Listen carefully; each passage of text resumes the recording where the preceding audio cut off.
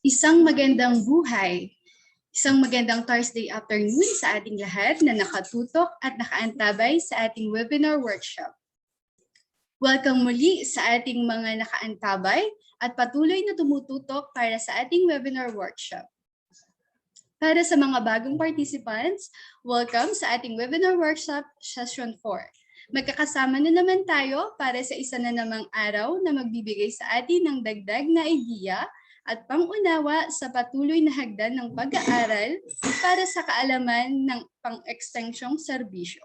Kaya ihanda ang ating mga isip at ibigay ang ating buong atensyon dahil ang kapalit nito ay isang masaganang ani ng karunungang gagabay sa atin para sa produktibong serbisyong pang-ekstensyon. Ako, si Dizon ang inyong tagapagdaloy ng programa ngayong hapon. Para sa mas epektibong talakayan at mahusay na pakikinig at interaksyon, meron lamang tayong mga few reminders bago tayo magsimula ng ating session. Una, hinihingi po namin ang respeto ng bawat isa at pagiging magalang sa lahat ng oras. Ang activity po na ito ay ire-record ng Extension Services para sa ating future reference. At para po sa benefit ng mga nakamiss ng session na ito, pwede po natin itong balikan dahil sa recording. Pangatlo, i-check po natin ang ating mga connections, ang ating mga cameras, maging ang ating mga mikropono para maging maayos ang ating pakikinig. At para naman na po sa maiwasan ang mga distraction, panatilihin po nating nakamute ang ating mga mic kung hindi po tayo magsasalita. At pinakapanghuli, para sa magandang interaction at magandang daloy ng ating talakayan ngayong araw, pwede po natin gamitin ang ating chat box para i-share ang ating mga ideas and thoughts at maging ang ating mga katanungan. Ang mga katanungan po ay ating i-entertain after ng mga talakayan ng ating resource speaker. Upang simulan at maging fruitful ang araw na ito, tayo po ay sama-sama munang humingi ng gabay at basbas sa ating Panginoon na pamumunuan ng panalangin ni Mr. Joselito Ersan.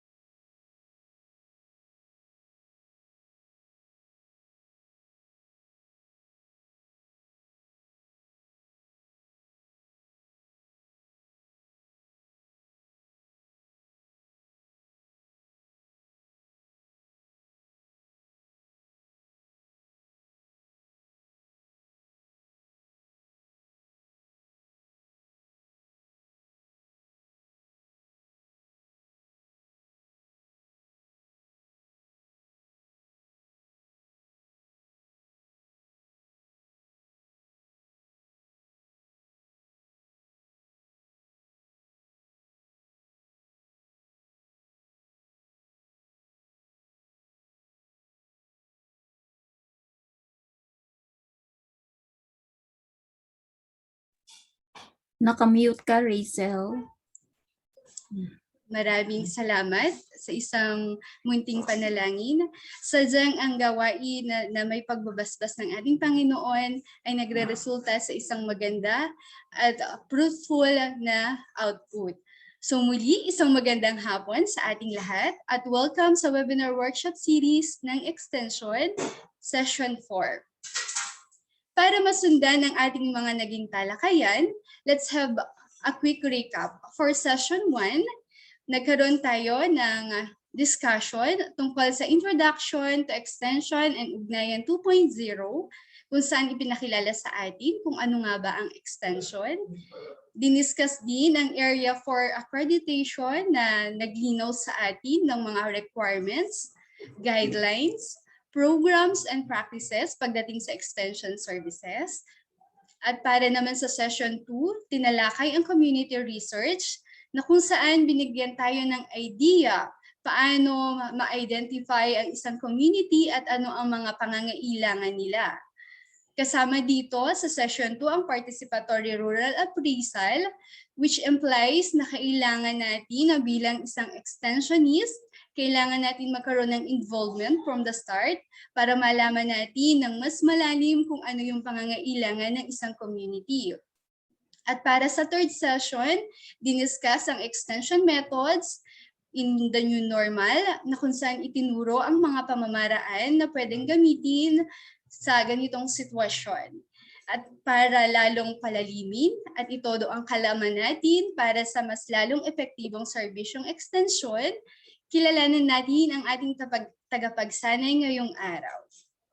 Ang ating panauhin sa hapong ito ay isang tagapagsaliksik sa loob ng mahigit 20 taon sa College of Forestry and Natural Resources sa UPLB bago siya naging professor ng College of Public Affairs and Development taong 2003. Siya ay engaged sa pagtuturo ng Community Development Curriculum sa Agricultural System Institute, College of Agriculture and Food Science. Kaya maiituring natin ang kaniyang mga kaalaman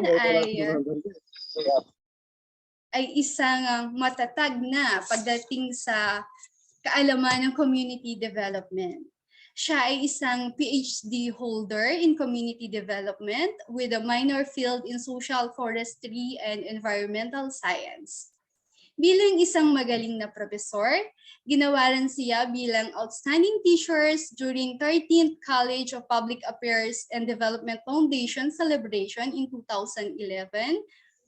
Bilang teacher and researcher naman, siya ay kinilala bilang one UP Professional Chair Award during 2016 to 2018 and 2019 to 2021, holder of UPLB Centennial Professional Chair from January 2010 to December 2010, at naulit noong July 2012 to June 2013 at July 2013 to June 2014. Dahil sa kanyang dedikasyon ay at most senior faculty member at PCAF, nagtapos siya bilang chair at miyembro ng Advisory and Guidance Committee. In scientific achievement naman, ginawaran siya bilang UP Scientific Productivity System Award as Scientist 1 for 2 terms. Ang coverage date niya ay 2013 to 2015 and 2016 to 2018 and Scientist 3 for 2019 to 2021. Kasabay ang kanyang pagtuturo, patuloy ang kanyang pananaliksik tungkol sa community-based forestry, social forestry, agrarian reform, and community development. Kasabay nito, ginawaran siya bilang Outstanding Researcher Award during 15th CPAF Foundation Day noong February 2013, 2016 Outstanding Scientist for Social Research in Forestry and Natural Resources, Outstanding Senior Faculty Researcher Award during 20th CPAF Foundation Day in March 2018, Outstanding Researcher Award ng Senior Faculty for Social Sciences during 110th UPLB Foundation Day, March 2019. And by the records, ang ating tagapagsanay ngayong hapon ay may mga nakatalang 54 research projects mula 2003 hanggang sa taong kasalukuyan, 21 IC Scopus Index, 44 referred journals, 127 paper presentation from local and international conferences bilang author and co-author at Distinguished Alumni Awardee for Teaching and Research in Community Development in 2019. Siya ay coordinator of program OPs from June 2007 to August 2008, Director ng Institute of Community Education from November 2009 to December 2010, naging concurrent director din siya ng Institute of Agrarian Reform Urban Development Studies from September 2008 to July 2011. And then nag-serve siya as first director ng Community Innovation Studies Center from August 2011 to May 2013. Naging dean ng CPAF from June 2013 and January 2016. Naging OICD naman siya ng CPAF during November 2012 to January 2013 at dahil sa kagandahan ng kanyang records, na-appoint ulit siya during January 2018 hanggang July 2018. Siya ay lifetime member ng Gamma Sigma Delta Honor Society of Agriculture, Philippine Chapter, Pi Gamma Mu International Honor Society for Social Sciences, and Pi Kappa Pi International Honor Society, member and officer ng 10 professional organizations, President ng Philippine Association of Agricultural Educators, Incorporated in 2016 to 2018, and President ng Forest and Natural Resources Research Society of the Philippines, Incorporated in 2018 to 2019. And currently, President po siya ng CRCA, Alumni Association. To discuss the community organizing and planning, let's give a virtual applause and welcome to Dr. Josefina T. Dizon. Good afternoon, ma'am. The floor is yours. Maraming salamat, Rachel, sa iyong napakahabang introduction. Pero alam ko ni-research mo yon kasi hindi naman ako hiningian ng CV no? So thank you sa iyong pagre-research dyan. At nung una kitang marinig, naku, dapat ata ay Tagalog ang Filipino ang presentation. Pero sa English yung aking na-prepare eh. But I will aking susubukin na habang nagpe-present ay mai-translate ito sa Filipino para all throughout ay talagang Filipino ang ating gagamitin sa ating pagsasanay ngayong hapon. Okay? So, muli magandang hapon sa inyong lahat ng naandito sa ating participants. Meron na tayong 44 participants dito sa Zoom at sabi nga ni Dr. Mira kanina, naka-live tayo sa Facebook, no? So, unang-una, gusto ko magpasalamat syempre kay Dr. Magkawas, na siyang head ng Extension Services, no? Ng Cavite State University. Of course, si Almira isang napakagaling na estudyante.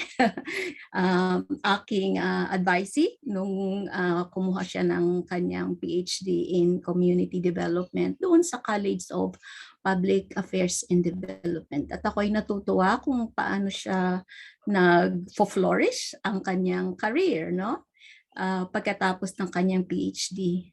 So, marami rin akong, hindi naman marami, but of course, JC, nakita kita dito sa participants, no? So thank you for coming at maraming salamat sa inyong pag-attend ngayong hapon para makinig dito sa ating topic ngayong hapon na inassign sa akin. So i-share ko yung aking PowerPoint na ginawa.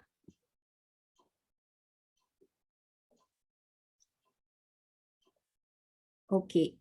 So I hope nakikita nyo na yung aking PowerPoint. Yes, Okay ma'am. na? Okay, sige.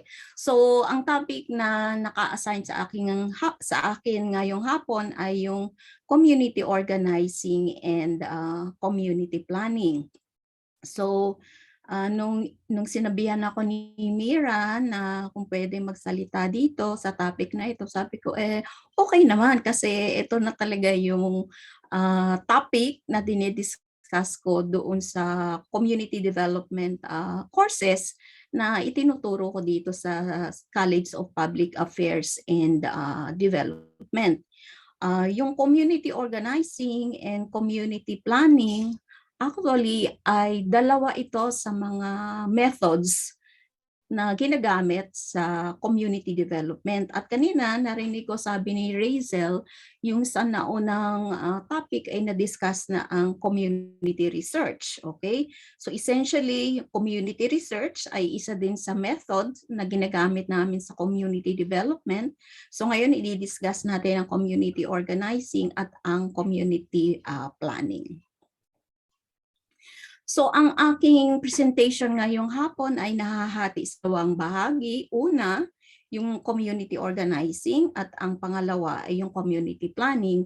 Sa community organizing, titingnan natin yung mga main concepts na karaniwang dinidiscuss pag pinag-uusapan yung topic na community organizing. Of course, mahalaga syempre malaman natin ano ba yung mga steps ng community organizing o yung tinatawag ng pag-oorganisa ng komunidad. And then, maganda ring malaman ano pa yung mga qualities ng isang magaling na community organizer. At yung panghuli ay gusto ko ding i-discuss ng kaunti kung ano ba yung paano tayo mag-organize sa panahong ito na merong pandemic. So yung ikalawang topic ay yung community planning, okay? So mag-umpisa tayo sa pagde-define kung ano ba yung tinatawag na community planning, ano yung benefits niya, ano yung mga principles na pwede nating gamitin o gawing guidelines pag tayo ay nagpaplano sa komunidad, at ano yung mga steps na ating gagawin pag tayo ay gumagawa ng community planning. And then of course, ano yung mga advantages and disadvantages of community planning. So umpisahan natin sa community organizing. Okay?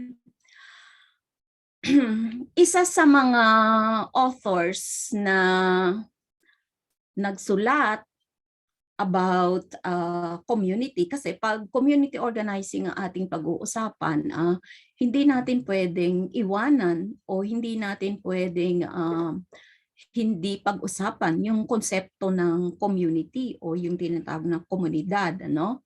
So, isa sa mga researchers o mga authors na nagsulat about the concept of community ay si George Hillary, okay? In 1955, napakatagal na, ano, mga ano yan, 66 years ago. 66 years ago na yan, ano?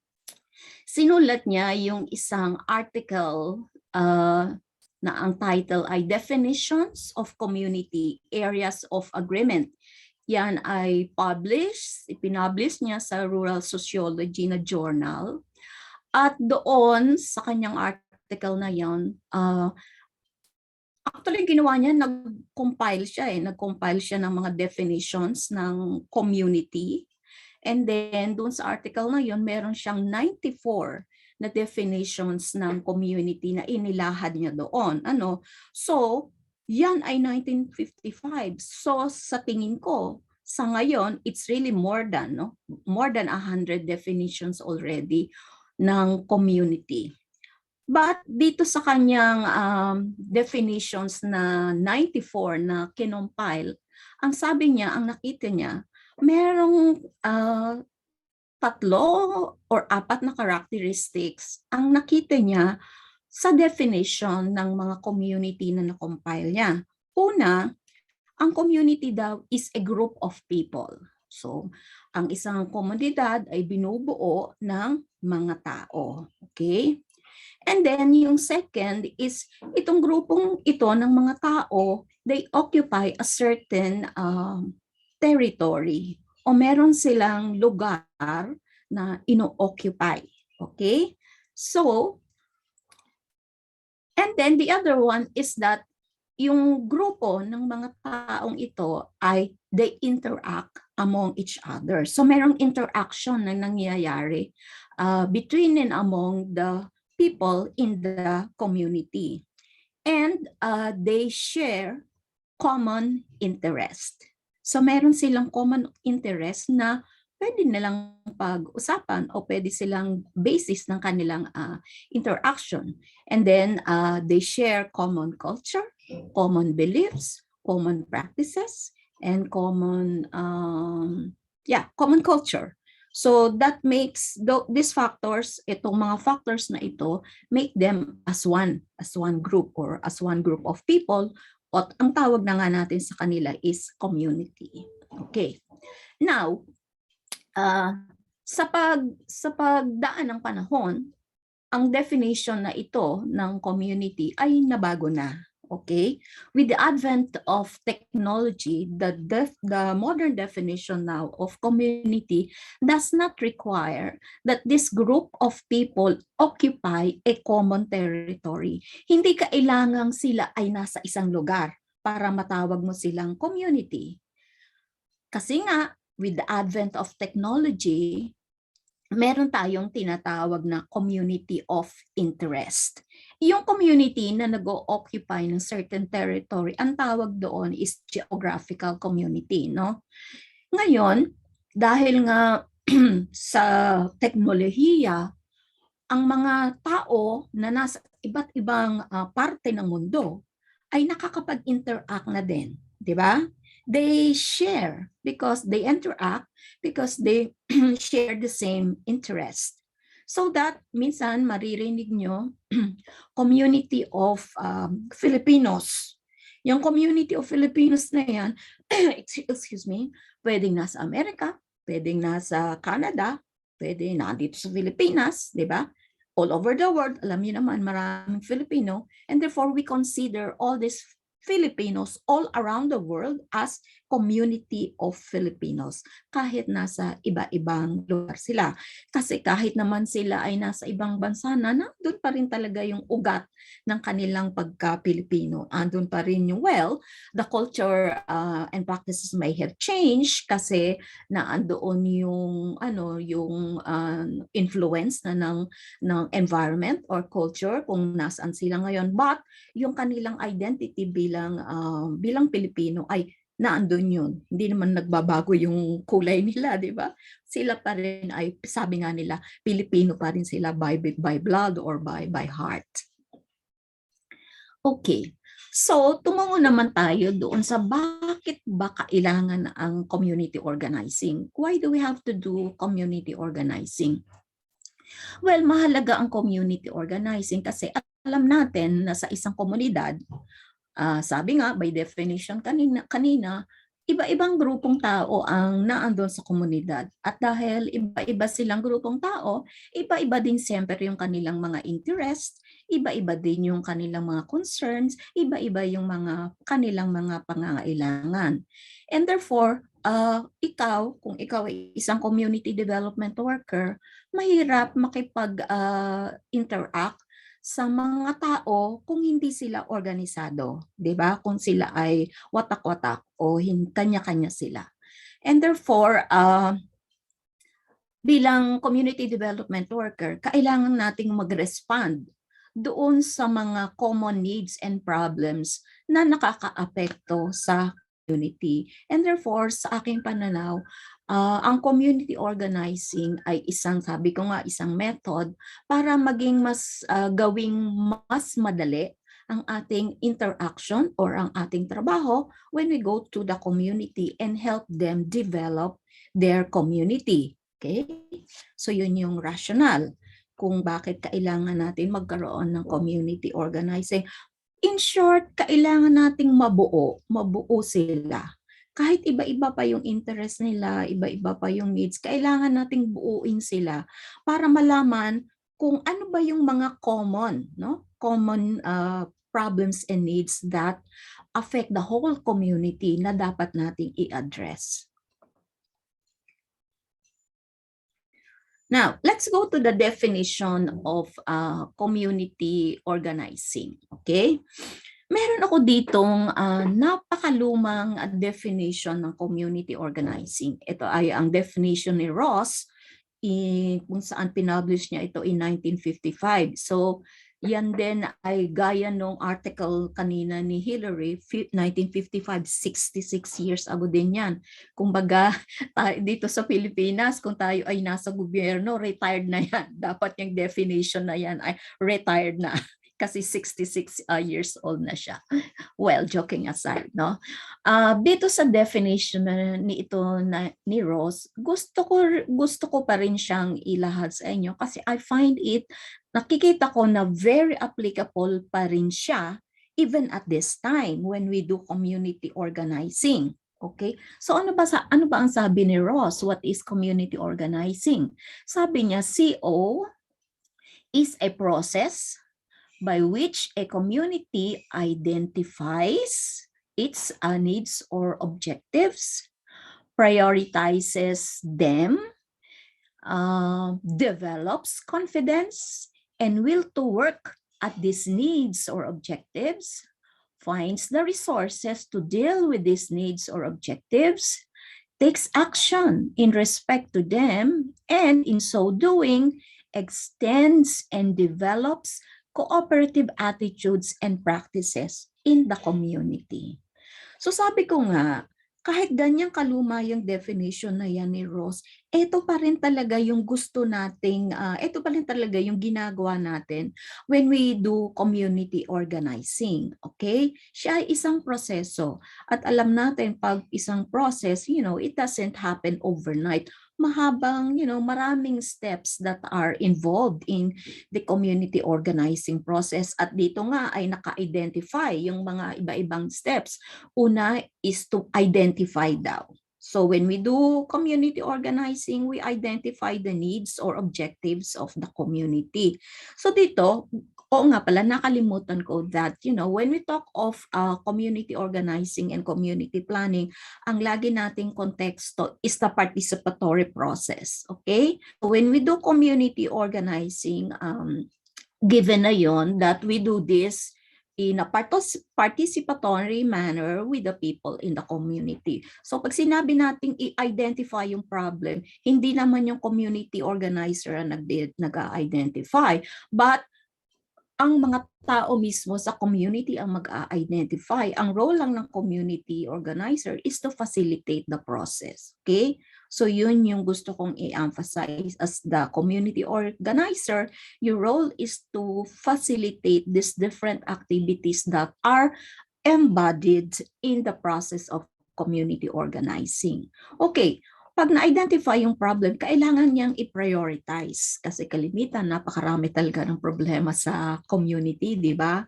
And alam din natin that when we do community organizing, we are constrained or limited by some factors. And so therefore, kailangan talaga nating i-prioritize yung mga yung pinaka-importanting problem o pinaka-importanting pangangailangan.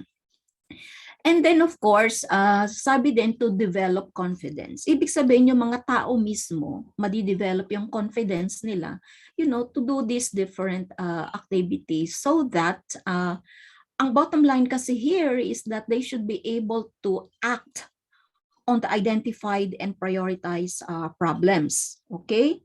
Makakahanap sila ng solusyon para mabigyan ng yung kanilang mga problema.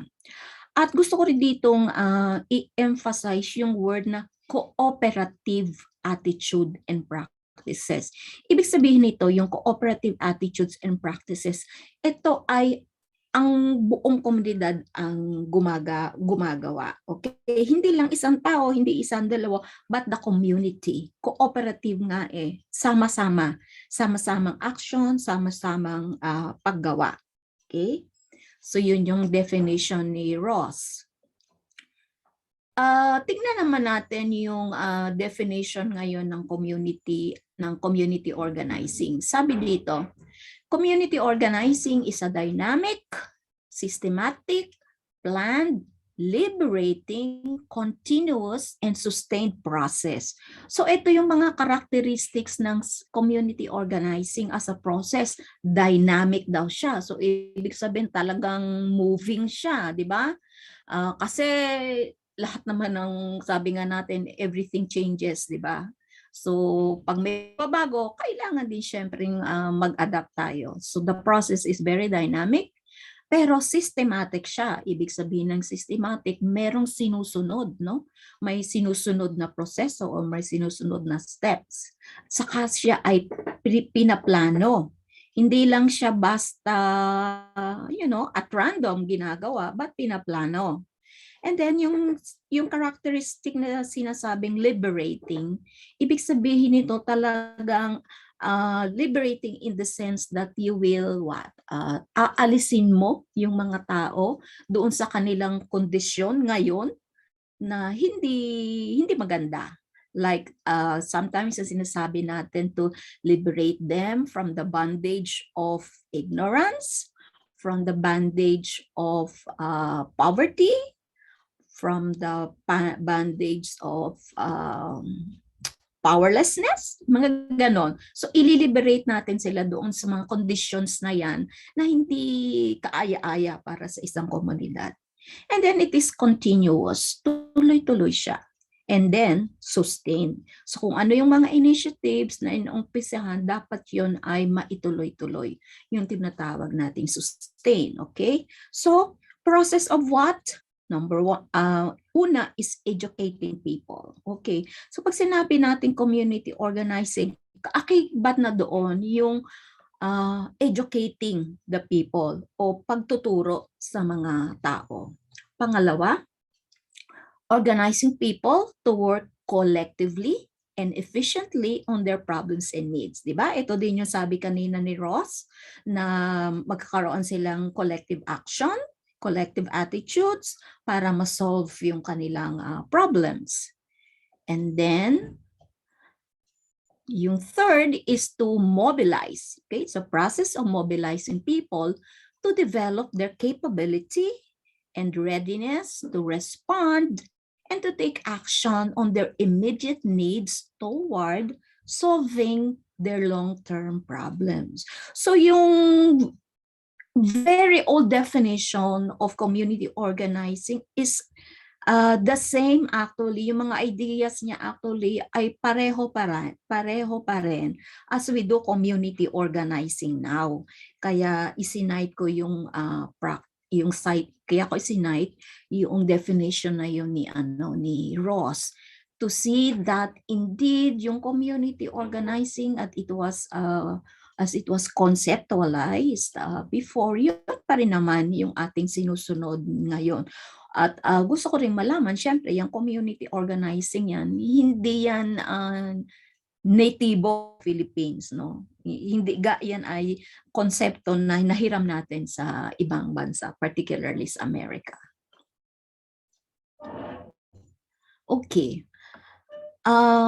Ito naman, ang gusto ko ditong i-discuss is yung theoretical framework of community organizing na aking, kumbaga na-conceptualize, no, when I did a literature review ng konsepto ng community organizing when I published an article in the Journal of Public Affairs in Development, yung aming journal sa CPAF, no?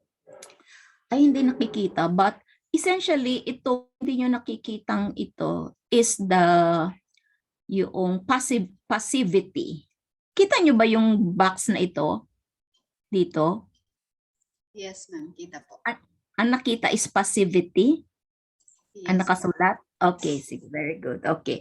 So, of course, ito yung ating community organizing, dito ang nakita ko sa aking pagbabasa na yung community organizing, ang fino-focus actually natin diyan ay yung mga tinatawag na resource poor communities o yung mga communities na kulang sila sa mga resources, ano?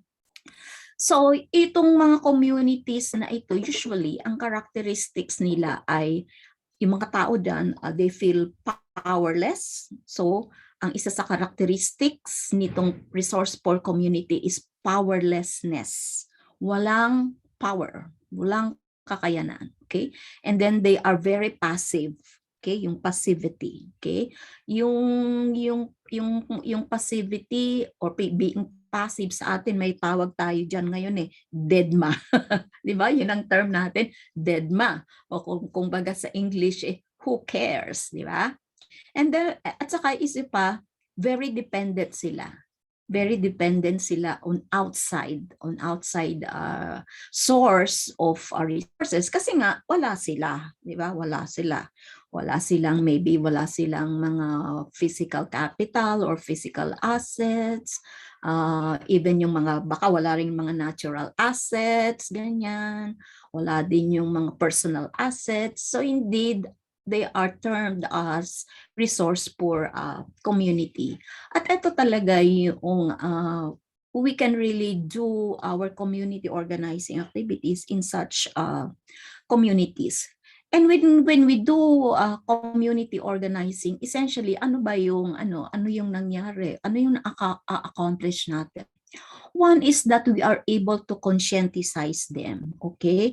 Yung tinatawag nating awaken natin sila, we are able to enable, we are enabling them to see that they are in a condition that may not be good, pero something can be done, okay?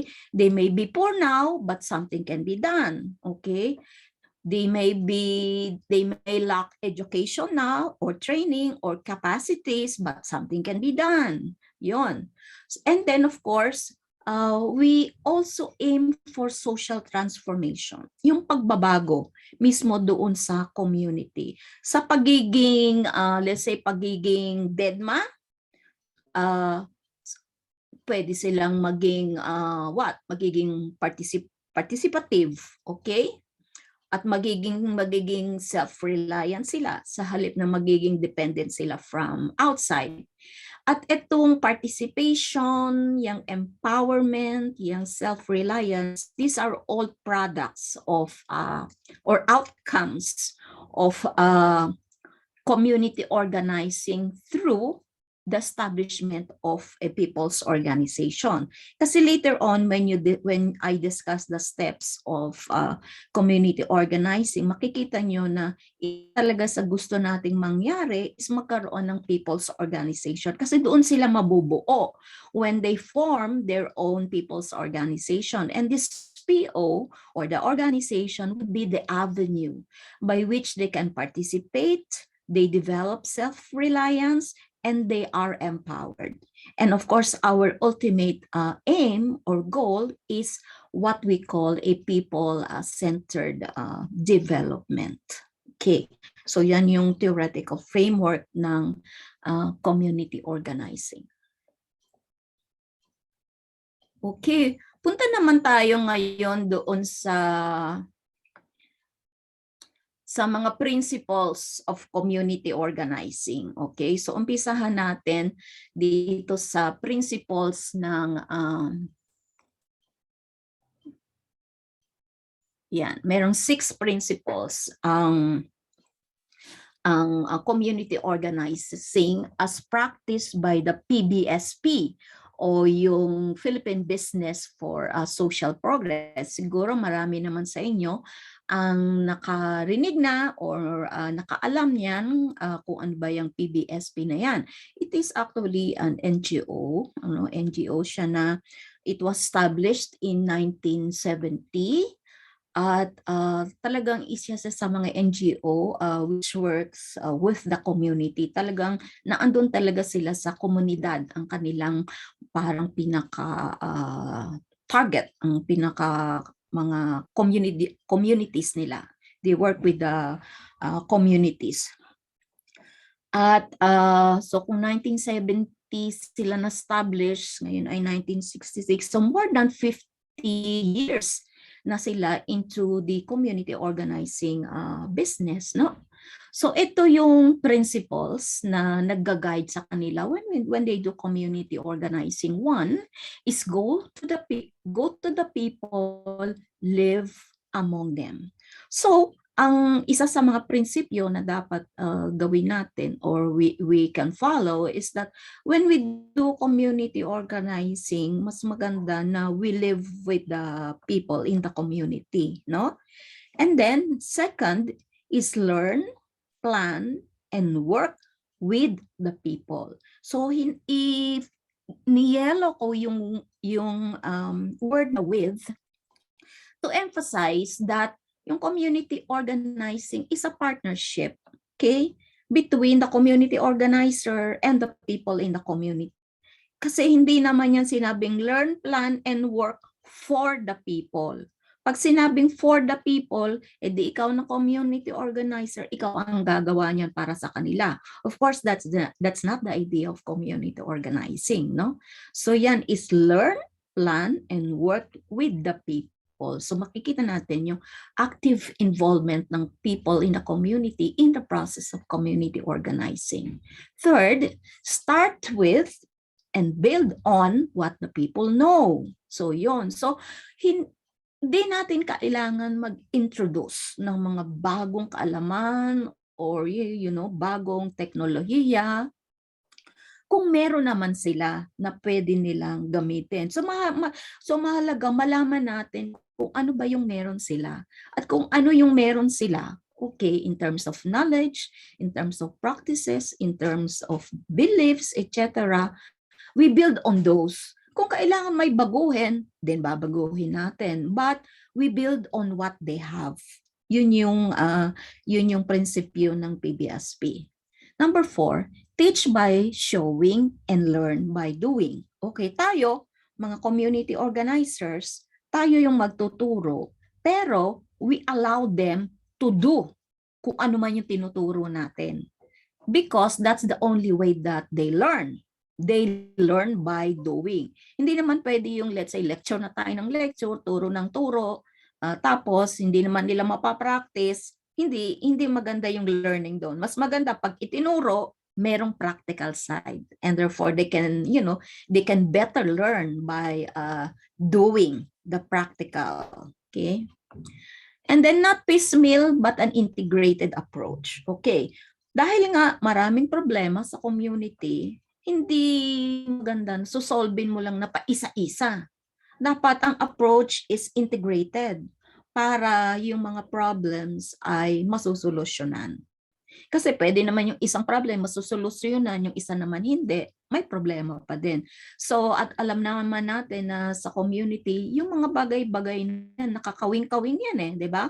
So dapat titignan din natin sila in an integrated approach. And then sabi, the last is not relief, but release. Okay, sabi ko nga kanina, let us release them from the bondages. Bondages of poverty, bondages of ignorance, etc. Hindi ko alam kung narinig nyo na yung kasabihan. Di ba? Meron tayong kasabihan, sabi ganyan. Give a man a fish and you will feed him for a day. Okay? Teach him how to fish and you will feed him a lifetime. Diba? Narinig nyo na yung yung kasabihan na yan. So, ito din ang tinutukoy niyang not relief but release. Kasi pag binigyan mo lang ng pagkain sa isang araw, yung let's say yung mga tao na nangangailangan, di pag naubos na yon, the following day wala na naman. Diba? Samantalang kung tuturuan mo silang paano, dito nga sa kasabihan, turuan mong mangisda, hindi yung bibigyan mo lang ng isda, turuan mong mangisda. Kung saan ba, turuan mong magtanim, hindi yung bibigyan mo ng mga pagkain, turuan mong magtanim. Kasi pag ganon, magiging very independent sila, diba? Marirelease mo sila from from dependence. Yun yung point doon. Okay, now let's go to, bilis ng oras. Let's go to the next slide. Ito naman is yung principles ng community organizing by the DANR. Kasi itong DANR, of course, it also embarked on community development, particularly yung program niya on community-based forest management, no? Kung saan isa sa components ng programang yan is yung tinatawag na community preparation or yung social preparation. And ang strategy din na ginamit nila is yung community organizing. Okay? So, ang isa sa principles nila din ay katulad din kanina nung start from people's needs, 'di ba? Yung sabi ni Ross, no? Dapat pag tayo nag-organize, dapat nakabase yan doon sa pangangailangan ng community. Hindi mag-organize tayo kasi ito yung gusto ng opisina natin, ito yung kailangan natin. No, it should be based on the needs of the community. Dapat yung organizing activities natin is something that will respond to the needs and problems of the community, so that makukuha natin yung kanilang participation kasi magiging relevant kung ano man yung activities na gagawin natin, diba? Second, emphasize collective action. Okay, gaya din yan ni Ross at sa kanina sa kanyang isang definition, collective action, hindi isa-isa, okay? Hindi grupo-grupo, but yung buong komunidad ang magiging involved sa community organizing na gagawin. Third, identify and develop local leaders. Okay. Parte ng later on then makikita nyo, part ng community organizing is that dapat makaka-develop tayo ng local leaders from among them, from among the people in the community. Kasi as community organizers, hindi naman tayo forever in the community, di ba? Aalis din tayo dyan. Sometime in the future, aalis tayo. And therefore, pag alis natin, who will take care of, the initiatives that have been done? So, dapat makadevelop talaga ng local leaders from among them. Next, raise consciousness among the members. Yun, dapat imulat natin ang mga tao sa komunidad na meron talagang mga solusyon doon sa mga problema na kanilang kinakaharap ngayon. Ang kailangan lang siguro talaga is, ma-identify ano yung problem na yan, ano yung mga resources ng kailangan, saan pwedeng kumuha ng resources, at ang pahalaga talaga is sama-samang gumawa para masolusyonan yung problem. And then number 5 is establish strong and viable organizations. Okay. So ito naman, kung nagkataon na doon sa komunidad na kung saan ka mag-organize ay wala pang people's organization. Yun. Isa sa principles is we should be able to establish strong and viable community organizations. Kung meron na, then we just build on the existing community organization or people's organization na meron na doon. Okay? Okay, next. Ito naman ang kay Up1. Okay, sabi niya, community organizing involves consciousness raising, gaya din kanina nung nasabi nung ibang principles, through experiential learning. Ayun, yung tinatawag na mapapractice nila, kung ano yung natutunan nila, mapapractice nila yon. And they can do that if you allow them to participate in the different decision-making processes, no? Second, participatory and mass-based. Yun, dapat yung community organizing is participatory, which means involved talaga yung mga tao in the community. Okay? And then third is based on democratic leadership. Tayo naman, we belong to a democracy, no? So even yung pagpili ng leader, dapat in a democratic way ang pagpili niyan. And when we conduct yung community organizing, it should follow the democratic process or the democratic principles. Okay, punta naman tayo sa aims and goals goals of community organizing. Okay. Okay, marami ito. I think I have 4 authors. Okay. Ay, sorry. Back. Yan.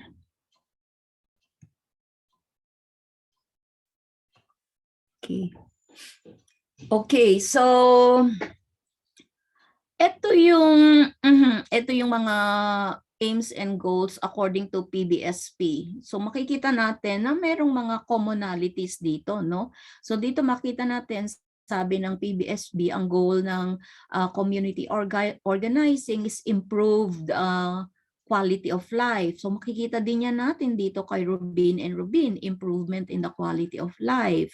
And then leadership development and mobilization, and then social transformation.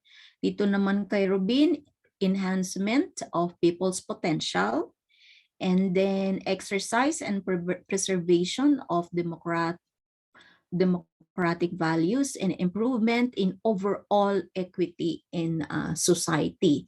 Yan daw yung mga aims and goals ng community organizing. Kay Apuan naman, sabi niya, ang aim ng CO is to empower people. Of course, we have highlighted that. And then, of course, establishment of permanent organizational structures which best serve the people needs. Ito yung sinasabi ko kanina na PO or organization.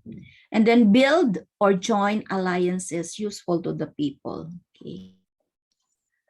Kay Chong Javier naman, another author, sabi niya, CO aims to develop the capability of the community members for participation in the planning, implementation, evaluation of project activities on a sustained basis. So kung mag-implement kayo ng project through community organizing, ensure that the people are involved in the different steps in the planning, implementation, and evaluation of the project. And then second is to assist the farmers in establishing, kahit hindi naman farmers or fisher folks, whatever sector na gusto nating i-organize, in establishing a cohesive and a viable organization, community organization that is able to promote the welfare of its members and to manage its physical environment. Okay, so makita natin that yung parang aim talaga ng community organizing is to be able to establish a viable community organization para siya yung lead ng mga activities in the community. So punta na tayo dito sa steps ng CO, okay? Again, I'd like to emphasize that when we do the different steps in community organizing, we do it in a participatory manner, no? So entry into the community, so pagpasok sa komunidad. So dito, ang assumption dito is, you have already identified a community. So gusto ko ding sabihin dito na pag sinabing community, hindi naman necessarily ito yung buong barangay, no? Or in fact, pwede din yung isang sitio, pwede din isang purok, depende sa inyong concern. But the important thing is na-identify mo na yung community. At of course, you have done this through your investigation or through your research. Kasi ba meron kayong meron kayong proyekto and then dito gusto nyong mai-implement ito sa community. So maghahanap kayo ng community na kung saan ito pwede, no? Saan ito pwedeng i-implement, no? So but of course, iyan is the idea of community organizing that is initiated from outside. Okay? Meron din naman tayong tinatawag na community organizing that is very organic. That means yung organizing is initiated by the people in the community themselves. So dito, ang assumption dito is the CO is initiated by an outside institution.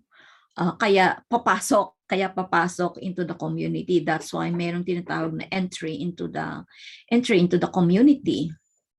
So what's the purpose of this step in the CO process? One is for you to introduce the community organizers, COs, community organizers to the local community officials. Kasi nga, when we go to the community dito sa Pilipinas, alam naman natin, for example, kahit sitio or purok-payan, we always go to the heads, or dito sa atin yung barangay kapitan or yung barangay council. Okay?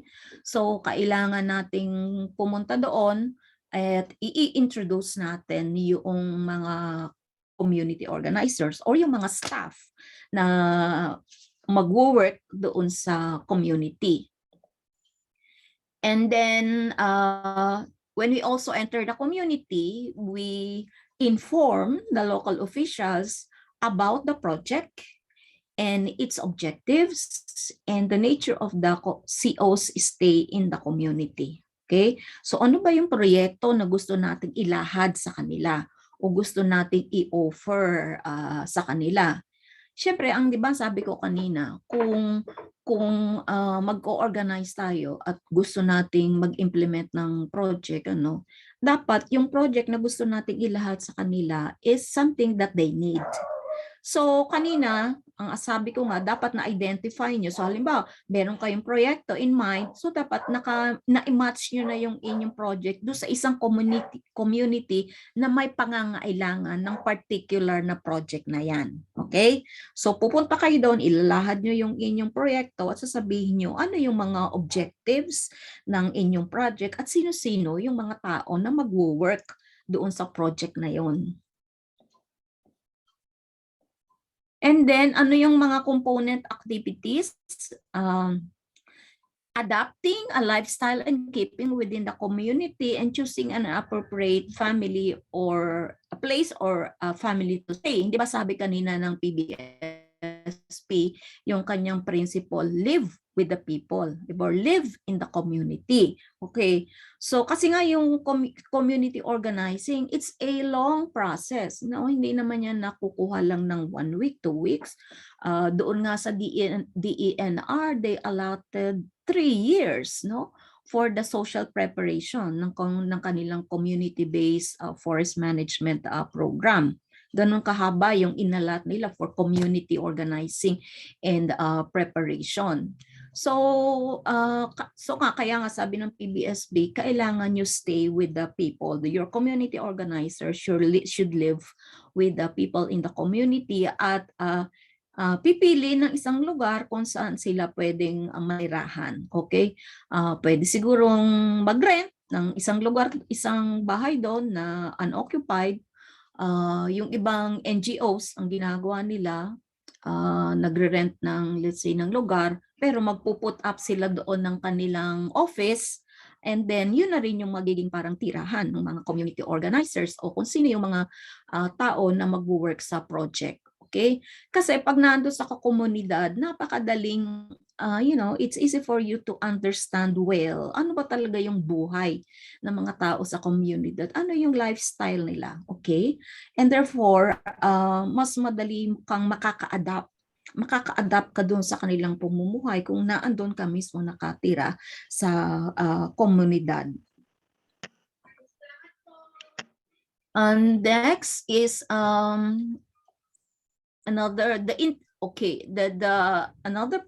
the purpose of the integration is to imbibe community life and get to know the culture, economy, leadership, history, lifestyle of the people. Okay, kung naka-integrate ka, yung second step, kung naka-integrate ka sa community, madali mong matututunan itong mga bagay-bagay nito about the community, culture, economy, leadership, relationship in the community, lifestyle in the community, madali mo yung matututunan. And therefore, magiging kilalang-kilala mo yung community na kung saan kayo mag-organize. And then third, to establish rapport with the people and build mutual trust and cooperation. Kasi pag doon mag-stay yung community organizer sa community, then mas magiging malimit yung interaction nila with people, and the more or the easier that they can develop or establish rapport with the people. Hindi yung, makikita mo ngayon sa susunod na linggo wala yung community organizer, 'di ba? So, your constant interaction with the people in the community will enable you to develop in a much easier way yung pag-establish ng rapport, so that you can build mutual trust and cooperation. Next is to allow the COs to be with the people and learn or understand the people's problems. Ito yung kahalagahan. Mas maiintindihan mo ano ba yung pangangailangan nila, ano yung mga problems nila. And then, sa integration pa din, there are activities by which you can integrate yourself as a community organizer in the community life. Pwede kang tumulong doon sa mga farm activities, di ba? Kung merong mga farm activities na ginagawa, pwede kang tumulong dyan actually. Tapos habang tumutulong ka, nakikipaghuntahan, and therefore you get to know the people well. Pwede ka ding ma-involve sa mga social activities sa community. Okay, dito school market activity itong nasa picture. And usually, di ba, pag may birthday, may kasalan, pag may patay, mga ganyan, na andun yung community organizer at mag-o-observe, and then of course, to show that indeed you are one of them. Okay? And in group discussion, okay, you can involve yourself in the group discussion that the people in the community are doing. Okay, yung third step is the social investigation. Anong purpose niyan? To systematically acquire information and analyze the political and socio-cultural structure of the community. Ito is para maintindihan mo talaga ano ba yung community na iyong interest. Okay, kung saan ka mag-organize. Ano ba yung political structure doon? Sino ba yung mga leaders doon? Who has power in that particular community, di ba? Who are the decision makers? Pag yan, pag as part of your investigation, malalaman mo, then kung sino-sino yung mga tao na dapat mong kausapin, di ba? Just in case merong relasyon yan doon sa project na gusto nyong i-implement. Okay? This is to better understand the community. And second is to identify issues around which to organize the people. So dito sa social investigation, dito mo palang makikita kung ano ba yung issue around which you can organize the people. So pwede na may dala ka ng parang may gusto kang project na i-implement, let's say as part of your nagawa mong, let's say, analysis. Meron kang idea na pwedeng gawin to help the community, but sa iyong social integration, baka yung project na yon hindi yun ang kailangan actually. Okay? So, dapat maka-identify ng issues kung saan yung issue na yan ay talagang kailangan ng mga tao, or yung issue na yan is really important to the people, and that can be actually your issue to organize the people. Like for example, yung isang community organizing na, well, yun na lang ginawa namin dito, let's say sa Makiling Forest Reserve. Those of you, of course, who have been to UPLB, alam nyo na UPLB is at the foot of the Mount Makiling, and it's a forest reserve. Pero kahit forest reserve yan, meron pa ring mga communities inside the reserve, no? And therefore, ito ay isang malaking challenge para sa UPLB kung paano i-manage, paano ma-maintain yung integrity ng forest kahit may mga communities inside the ano. So ang tawag dito, ang issue namin is how can we tap the people para makatulong sila sa protection. Okay? Para makatulong sa protection. So yun yung issue na binigay namin sa kanila. And then we learned that actually gusto rin nilang makatulong sa pag-protect ng Mount Makiling kasi nga yung buhay nila ay naka-anchor din dyan sa Mount Makiling, sa bundok. Kung masisira ang bundok, masisira din yung kanilang kabuhayan.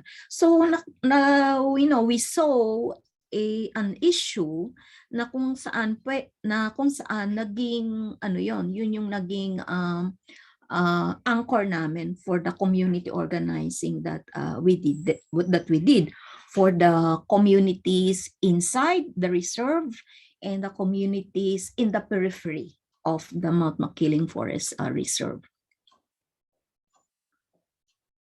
Okay, there are, ito yung ways by which you can do your investigation.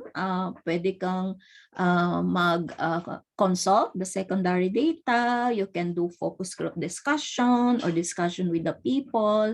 And you can interview, no? You can also interview some of the people in the community. So this is part of your investigation to know ano ba yung talagang mga problems ng tao sa komunidad.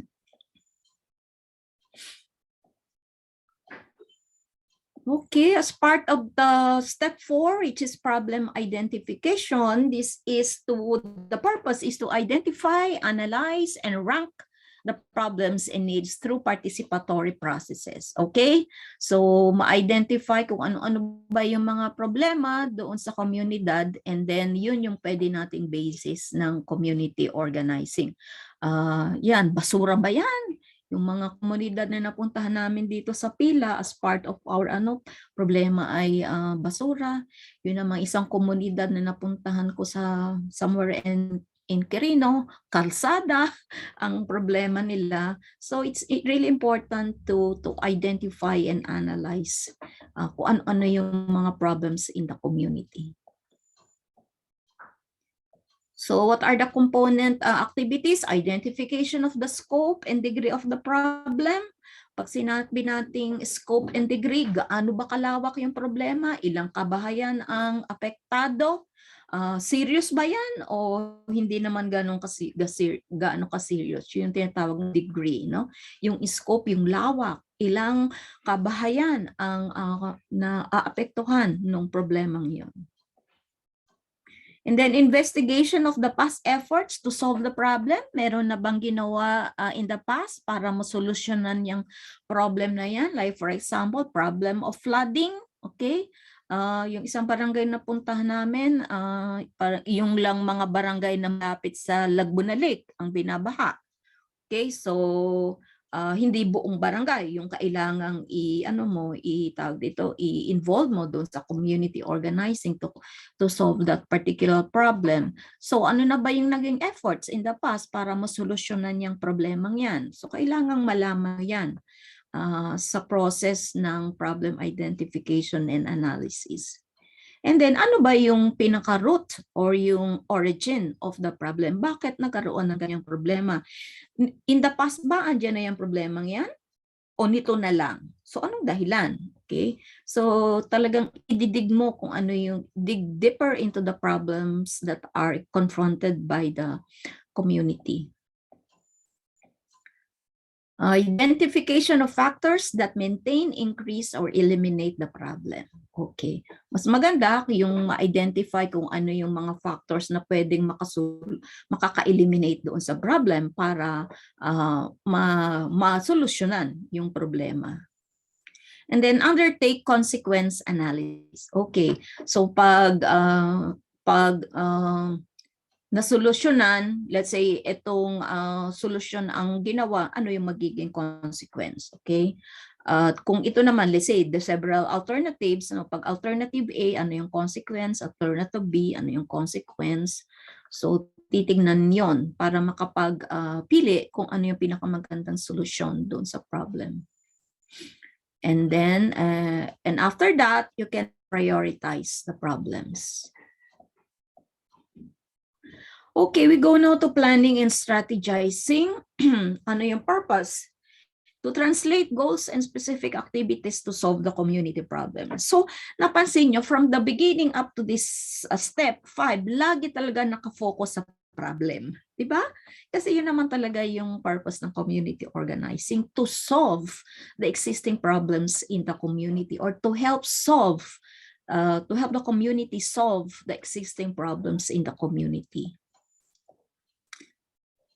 So, what are the component activities? Problem identification, identification of resources.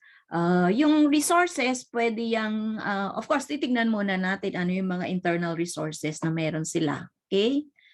And then, formulation of possible solutions para ma-solve yung mga problems na na-identify, and then setting plans of action. So ganun yun eh, pag na-identify mo na yung problem, ma-identify mo yung mga resources na needed, ano yung mga possible solutions, magpaplano ka na kung paano gagawin yung mga yung actions to solve the problems. Okay, so 6th step is the core group formation. Okay, core group. Ang purpose nito is to form a small group of potential leaders to assist the COs or the community organizers in organizing and mobilizing the community. Okay. So from the people in the community, pipili ka ng I think that is in the steps. Baka ma-advance na naman ang discussion ko. Let's go to the component activities. Ito, okay. So identification of contacts and potential leaders in the community. So mag-identify ka ng potential leaders. So magtatanong-tanong ka. Siyempre, ang assumption kasi nga natin dyan, na andun ka na sa community, so more or less, naka-spot ka na din kung sino ba yung mga posibleng maging member ng core group, no? Kasi most likely, yung community organizer, very limited lang yung number. Baka isa, dalawa lang yung nando sa community. And therefore, kailangan mo talaga ng mayroon kang makakatulong para gawin yung mga activities as part of your community organizing. At kailangan mo talaga yung potential leaders. Okay?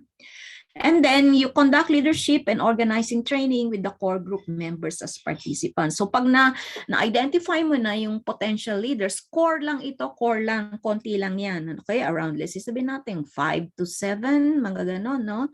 Or 5 to 10. And then, ititrain mo ngayon yung core group na yon. Kasi most likely, baka kulang pa sila sa mga kaalaman kung paano ba mag-organisa ng isang komunidad, no? So, magti-train ka ngayon. Hindi naman kailangan ikaw mag-train, kailangan mo pwede ka mag-invite ng inyong mga resource persons or mga leader or trainers, no? Para ma-train yung iyong mga yung core group, okay? At pero mas maganda ang training doon gagawin sa community mismo. Huwag mo na dalihin sa bayan or sa hotel or sa doon na mismo sa community yung training na gagawin. Ano ba yung hahanapin natin? Pag nag-spot tayo ng potential leaders, ano yung mga qualities ng hahanapin natin? Una, syempre dapat knowledgeable. Okay, ibig sabihin, meron namang kaalaman. Let's say, kaalaman tungkol sa komunidad, ano yung mga problema ng komunidad, di ba? May kaalaman siya. And then, possessing leadership skills. Ayun, dapat makita mo na meron talaga siyang potential para maging leader. At sa tingin ko, madali namang makita yan, madaling ma-spot yan di ba? Particularly that if you interact with them regularly, makikipag-interact kasi makikita mo yan bilang community organizer, makikita mo yan. And then, dapat visionary din sila. Meron din silang iniisip for the community. Meron silang ideal, ano ba ang gusto nilang mangyari sa kanilang community in the next few years. Okay? Meron silang vision for their community. And then, with initiative. Ito, napakahalaga ito na, may initiative talaga na gumawa. mahirap yung, pag hindi mo sabihin, pag hindi mo sabihan, hindi gagawa. Dapat meron talagang initiative. And then, industry use. Syempre, gusto natin yung masipag, no? Masipag sa mga gawain na pang-komunidad. With integrity. Okay, syempre, pipiliin din natin yung may integridad, which means yung mga ibang tao sa komunidad, wala namang masasabi against his personality or against the person na yun ay ganyan, yun ay ganyan. Sana walang ganon. Yung kung pag iniharap mo yan sa tao bilang potential na leader, walang masasabi yung mga tao, kumbaga. Kasi meron siyang integrity as an individual. And then sympathetic, di ba? So dapat talagang marunong makipagsimpatiya sa kalagayan ng mga tao sa komunidad. And then impartial, walang favoritism. Okay? So sa kanya pantay-pantay ang pagtingin sa mga tao sa komunidad. Then tactful. Okay? Dapat very hindi makakasakit ng damdamin, di ba? Kasi pwede ka naman actually magsabi ng katotohanan na hindi naman nakakasakit. So dapat tactful ka, tactful siya doon sa paggamit ng mga tamang salita, and even yung mga body language, dapat very tactful din yung mga tao na pipiliin mo bilang mga potential leaders. At ikaw, bilang community organizer, dapat meron ka din itong mga characteristics na ito. Okay? Kasi paano mo ituturo yan kung wala ka naman yan, di ba? Okay. And then sincere. So dapat nandun yung sincerity to help the communities. Kasi kalimitan, yung core group na yan, wala naman yung makukuhang sweldo you know? It's really out of volunteerism. It's really out of altruism. Kaya sila mag-i-involve doon sa community. Well, kung yung organization mo, ano ba, you're the community organizer, your organization mo naman, pwede makapag-provide ng incentives, why not? Pero kalimitan, mga pro bono yan. It's really out of their sincerity. It's really out of their volunteerism. Kaya sila nag-i-involve. And then others. Pwede ka pang magdagdag actually dito. Okay? Okay, identifying leaders. How do you identify leaders? Yun nga, by observation of behavior in group situation. And then you can, of course, you can do that kung naandun ka lagi sa kanila and will interact with them. Second is choice of the association. Pwede yung, let's say, yung asosasyon mismo ang pipili noong kung sino ba yung pwedeng maging leaders doon sa core group mo. And nomination by qualified observers. Halimbawa, pwedeng i-nominate ni barangay captain o nung school teacher o kung sino mang credible na tao doon sa community. And then selection by persons occupying leadership position. Ito pa yun. Yung, let's say, ni-recommend ng barangay captain o kung sino mang tao na may position sa komunidad. And then analysis of biographical and case history data. Kung merong available, pero usually magtanong-tanong ka lang doon sa community. Mayroon ka ng information na makukuha about your potential leaders in the community. Tanong-tanong ka lang sa mga tao doon. Okay, so nandito tayo sa step 7, which is organization development and mobilization. Okay, anong purpose niyan? To facilitate wider participation and collective action on issues and problems concerning the community. So i-organize mo na mismo yung community dito at i-mobilize mo na sila. So hindi lang yung core group, but was mas wider na yung participation, yung wider participation. Okay, component activity, setting up of formal organizational structure. Yun na. So meron ka ng, 'di ba, may core group ka na, 'di ba? Tapos ngayon magsi-set up ka na ng formal organizational structure. Ito yung sabi ko, kung wala pa, 'di ba? Kung wala pang organisasyon doon, magpo-put up ka ng organizational structure o magkaroon ng, let's say, people's organization, farmers organization, etc. Okay? Kung wala pa. Ngayon, kung meron naman, yun na lang na andon, baka kailangang i-strengthen pa, yun na lang ang gagawin. Okay? And then mobilization of community efforts, action to solve community problems. Okay? So pag naandun na yung structure, then there is a structure that will initiate will lead in the mobilization of community efforts. And then 8, we are now in the evaluation and reflection. Okay, so from step 1 up to 7, okay, which is of course step 1 is na-organize na-identify na yung problem, na-identify na yung solution, meron ng plano, meron ka ng organization, okay? Yung organization supposedly ang mag-i-implement noong anong solution doon sa problem. Okay? At sabihin natin na-implement, okay, na-implement yung different activities to solve the problem, magkakaroon ka na syempre ng evaluation and reflection. Okay?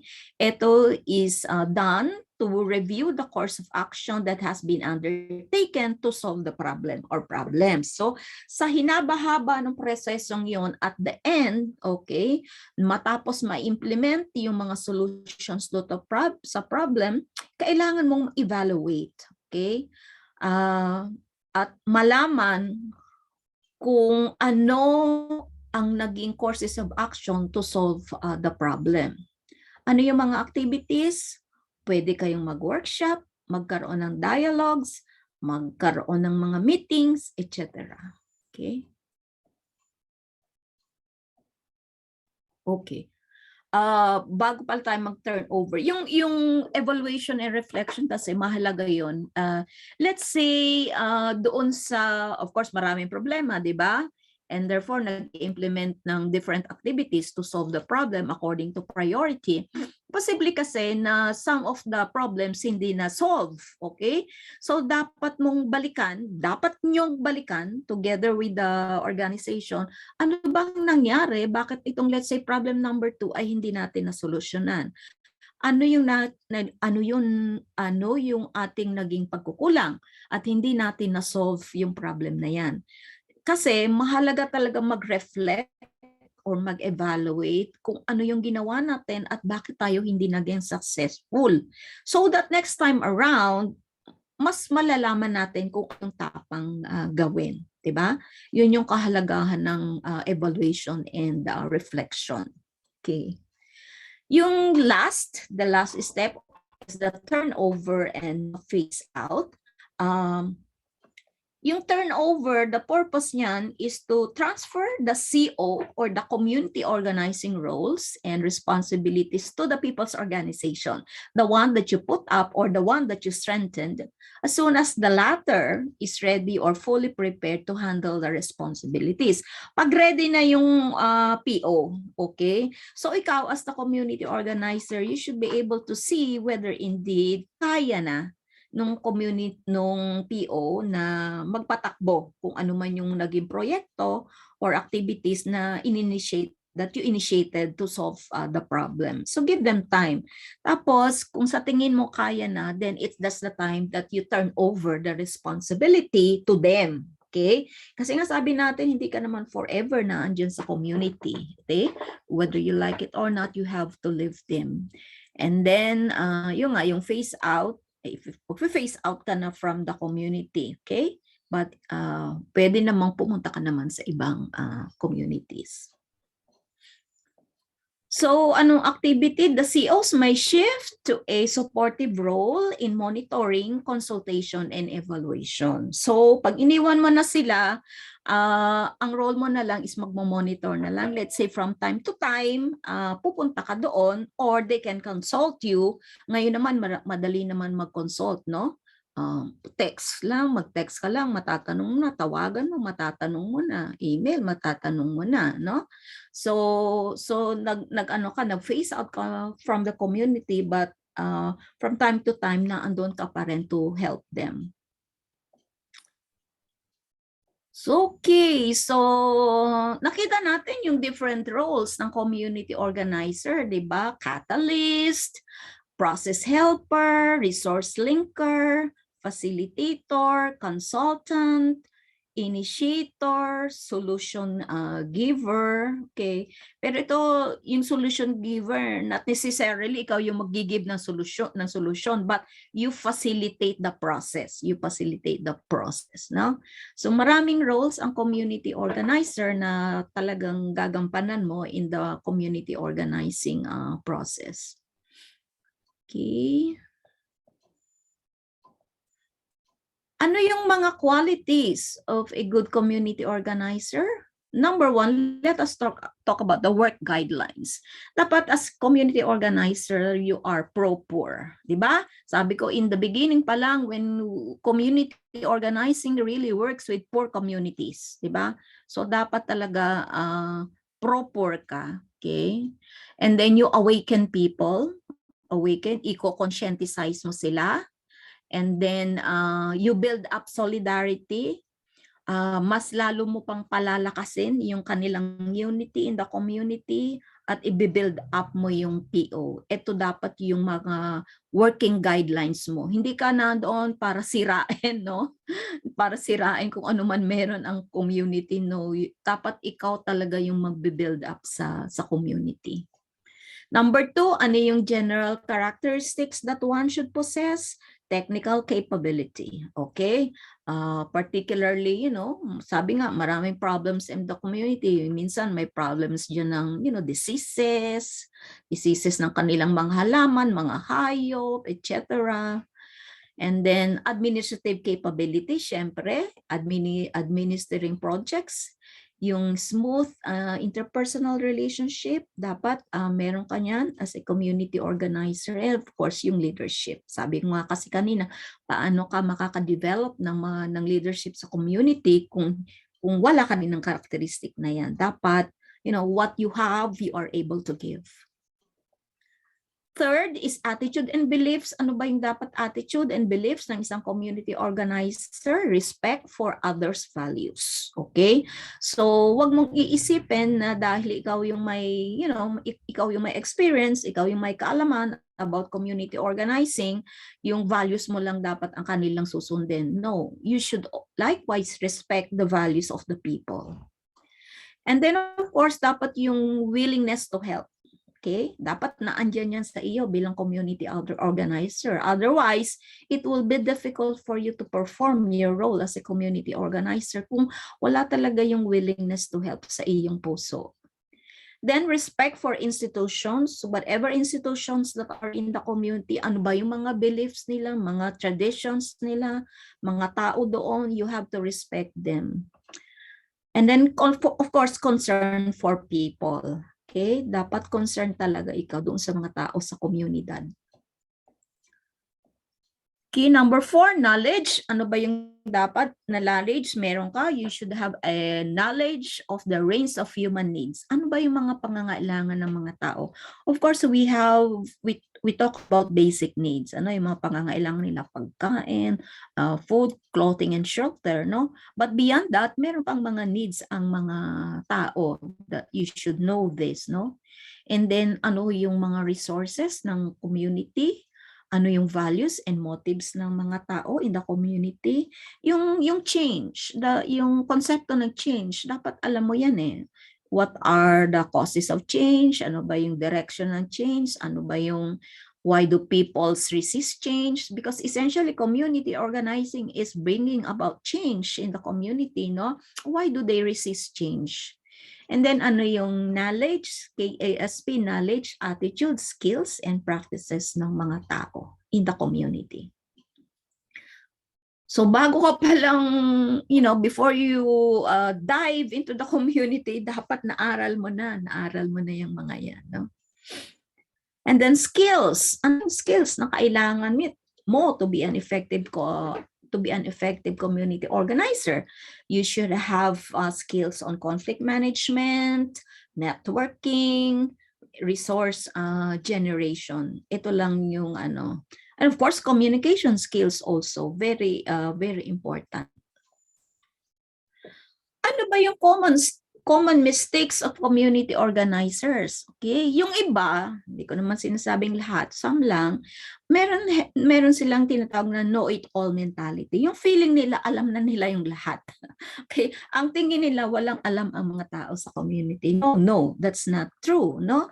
Dapat believe that sila marami dising alam. In fact, of all the people, yung tao sa komunidad ang nakakaalam ng kanilang community. In fact, ikaw you're just a stranger going to the community. Aaralin mo pa lang yung community nila, samantalang sila alam na nila yung community nila. So never have that know-it-all mentality. Okay? Second, do-it-all worker. Hindi ka Superman, no? Or Superwoman. You cannot do everything by yourself. Kaya nga meron tayong core group, then meron tayong people's organization para makatulong doon sa community organizing process. And this is also one way of, giving them the opportunity to participate and to learn. Okay? Kasi pag hindi mo, if you don't allow them to do things by themselves at gagawin mo lahat, how can they learn? Third, emphasis on the task goal rather than the process goal. Okay? Minsan, yung mga ibang community organizers, ang gusto nila matapos agad yung task. Okay? Magawa ka agad yung dapat gawin. Hindi na nila binibigyang importante yung process. Yung process yan yung importante because dito sa process, dito talaga matututo step by step yung mga tao at saka dyan nila maiintindihan. Ano ba yung reason? Bakit nag-o-organize? Bakit mo kailangang mag-integrate doon sa community? Bakit mo kailangang ina-analyze yung problem? Di ba? Yung proseso yung of course the tasks are important but yung outcome, yung proseso ay very important as well kasi dito nga natututo yung mga tao. Yung task goal is your goal mo lang yan bilang the community organizer kasi yan ay inassign sa'yo, let's say ng iyong organization or ng iyong institution.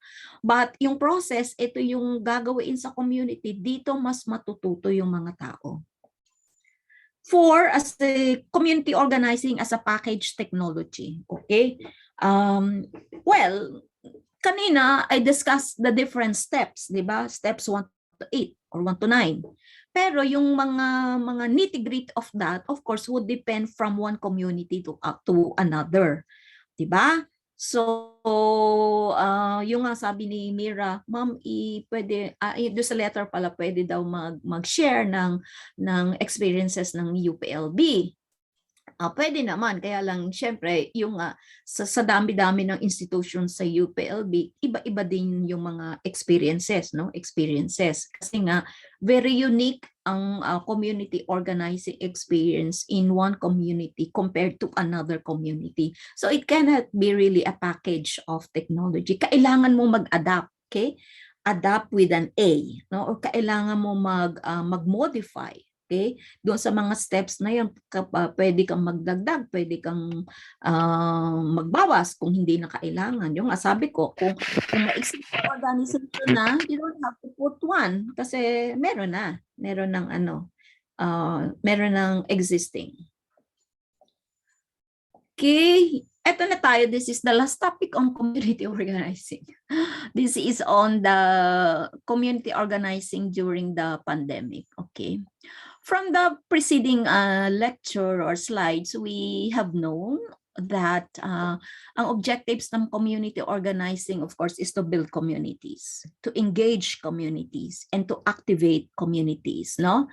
So during this pandemic na kung saan, of course, meron tayong mga restrictions like, we cannot go to the community, we cannot do face-to-face interaction with the people, paano tayo magbibuild ng communities? How do we engage them and how do we activate them? Okay? Yun yung So the big question is how can we achieve these objectives, itong tatlo, during the pandemic when face-to-face interaction is not allowed? Okay. So that is a big dilemma among the community organizers. But maganda naman din that, well, during the pandemic, at this time, with the advent of technology, marami na tayong mga ways by which we can interact, by which we can communicate with people, kahit hindi face-to-face. In fact, ngayon merong isang pinublish na handbook. This is the Handbook on Digital Community Organizing. Handbook on Digital Community Organizing. Okay, so doing community organizing digitally or virtually, di ba? And therefore, we can actually make use of the existing social media that we have now. We can use the Facebook, di ba? Everybody is into Facebook, di ba? So we can easily make use of this. Dapat lang alam natin talaga yung mga ano nila, who, sino yung may access to Facebook, at yun yung mga taong pwede nating ma-involve. And then through friends, di ba? Ma-distribute yung information if there is a need to disseminate information or announcements or etc. And of course, email. We can email also.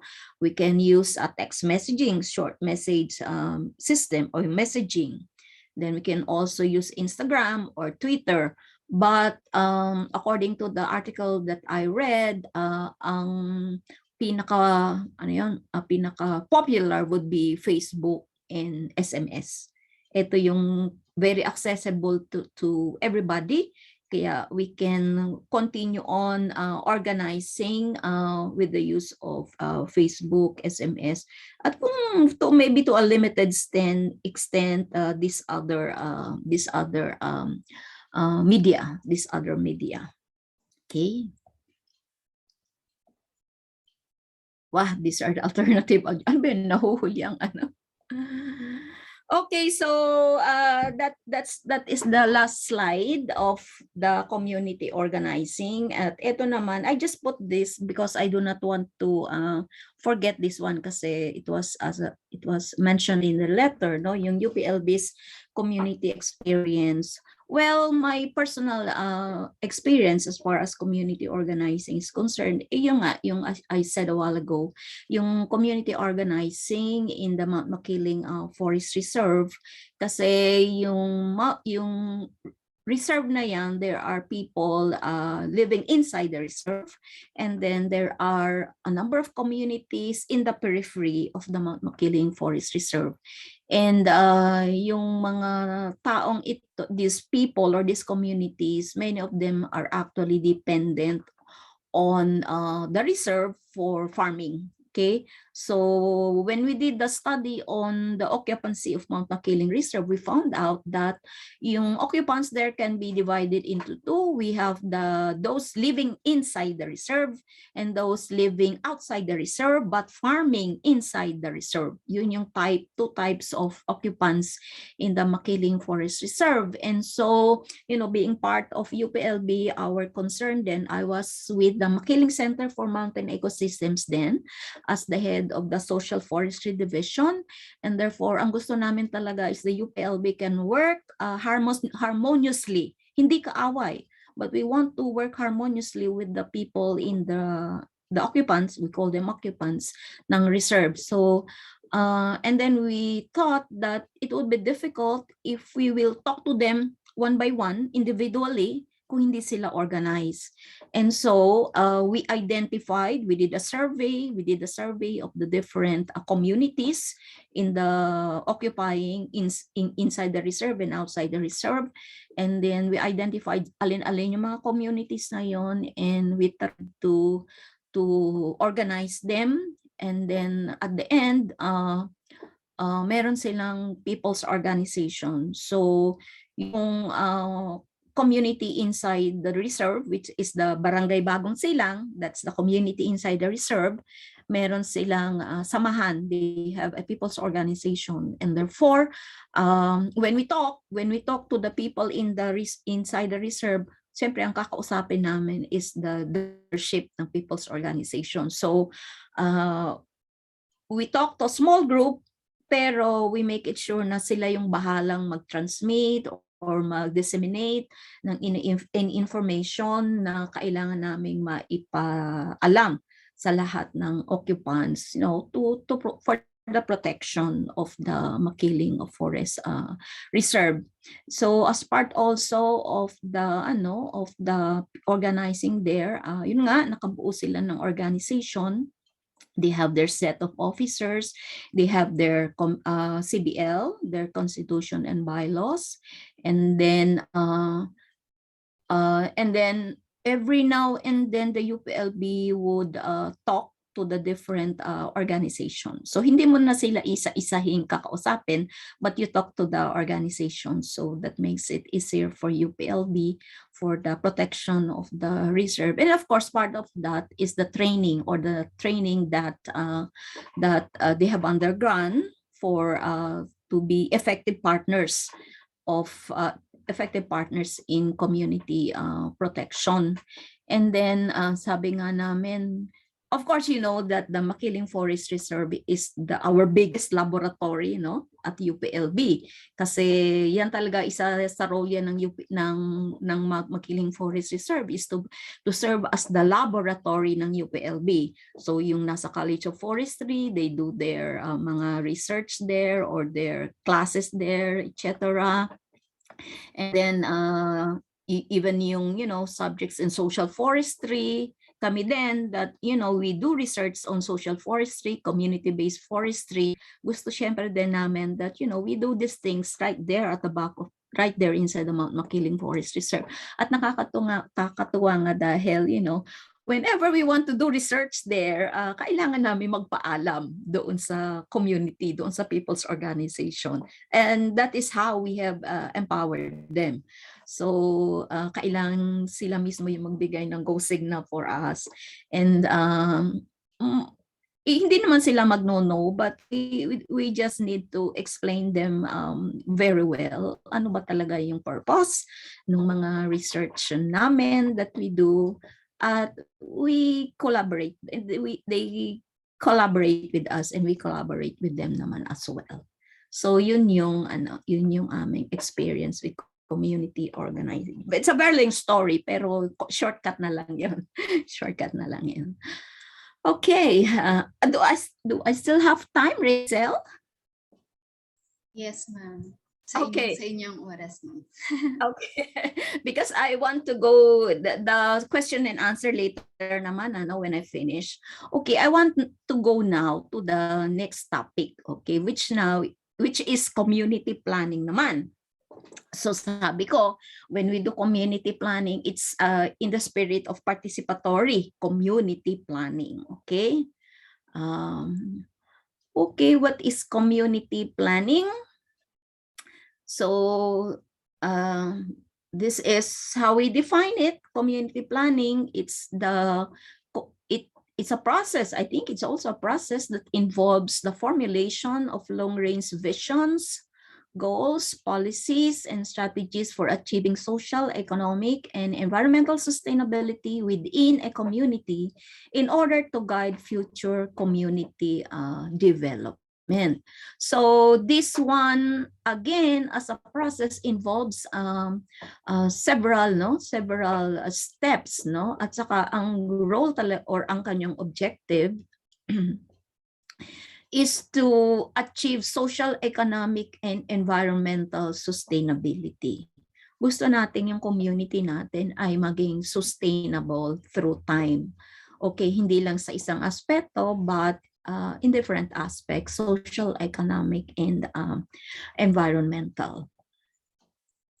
It is also a process that helps communities to solve problems, protect important community features, and guide how the community will grow and change in the future. So nagpaplano tayo kasi gusto nating yung ating komunidad ay mag-grow at magbago siguro from its existing condition to what is we desired in the future. So kaya pinagpaplanuhan natin kung paano natin masosolve kung anumang existing problems meron ang community. ano ba yung benefits ng community planning? Okay, so in the essence of participation, okay, or in the context of participation, pag sinabi natin community planning at involve ang mga tao in the community, ang isa sa benefit niyan is additional resources are available, di ba? Kasi if the people in the community will be involved, kasi nga participatory, they can actually contribute, no, resources that they have, like in terms of labor, maybe materials, di ba? So, and if we are able to pull these different resources, then indeed, your community planning activity will have a lot of resources that will be available, okay? What else? Better decisions. Why is it a benefit? Why is better decisions a benefit ng community planning? Siyempre, when people in the community are the ones involved in community planning, mas maganda yung mga decisions na ma-arrive at kasi whether we like it or not, sila naman talaga ang nakakaalam kung ano yung komunidad nila, ano yung problem sa community. So kung magpaplano, if you involve them, better yung decisions na makukuha natin. We'll be arrive at better decisions. The third one is building community. Ito ba yung, you know, you feel that sense of community pag kayo lahat ay sama-sama, di ba? If you work together, madidevelop yung sense of belongingness and then the new sense of community. Kasi mafe-feel nyo na kayo ay nagtutulungan, bawat isa sa inyo ay nagtutulungan, and therefore you build the sense of community sa inyo. And then democratic credibility. Ano ba yon? Kasi di ba when we are in a democratic society, we believe in the democratic processes, we listen to the opinions of each one, we try to give opportunities for each one to participate and air opinions and give suggestions, di ba? Yun yung tinatawag na democratic credibility. It's a manifestation. The community planning, a participatory community planning is a manifestation of democratic credibility. Yun namang is your fundraising. Kasi if you are able to plan as a community and be able to produce, let's say a plan out of the exercise, you have a document, then you can easily offer that to funding institutions. Na look, we have a plan that is a product of collaboration and participation to solve our community problems, and here it is.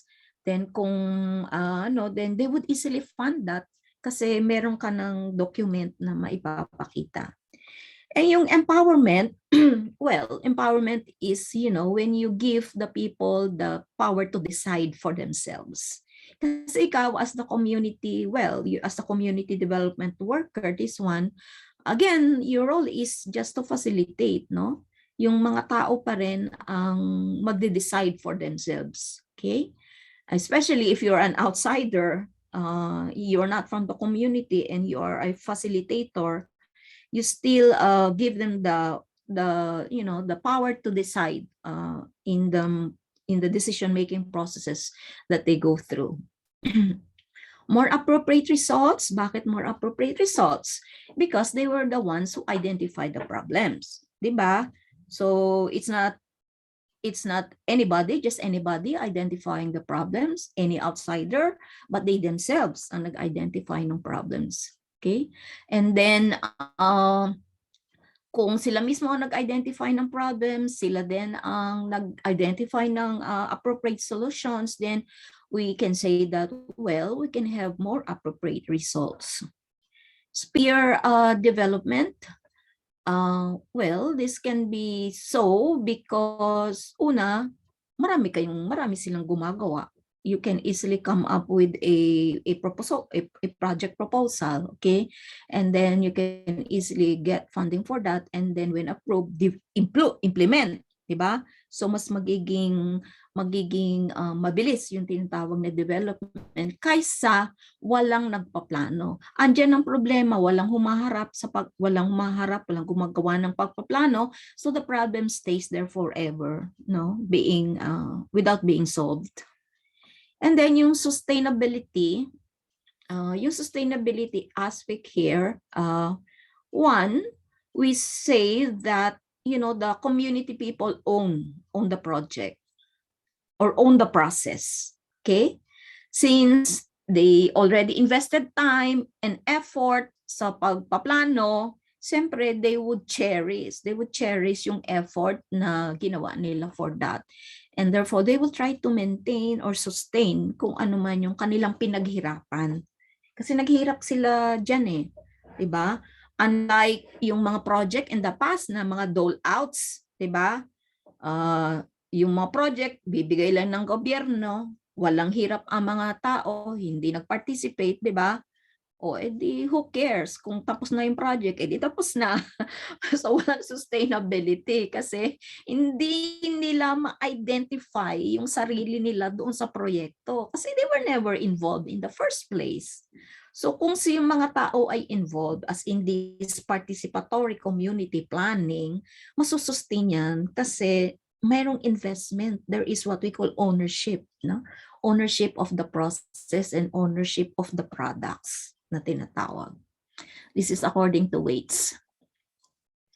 Now, si Waits, meron siyang mga principles of community planning from letter A to letter W ata yun. VW nga o W, haba actually, no? But we just run through them very fast.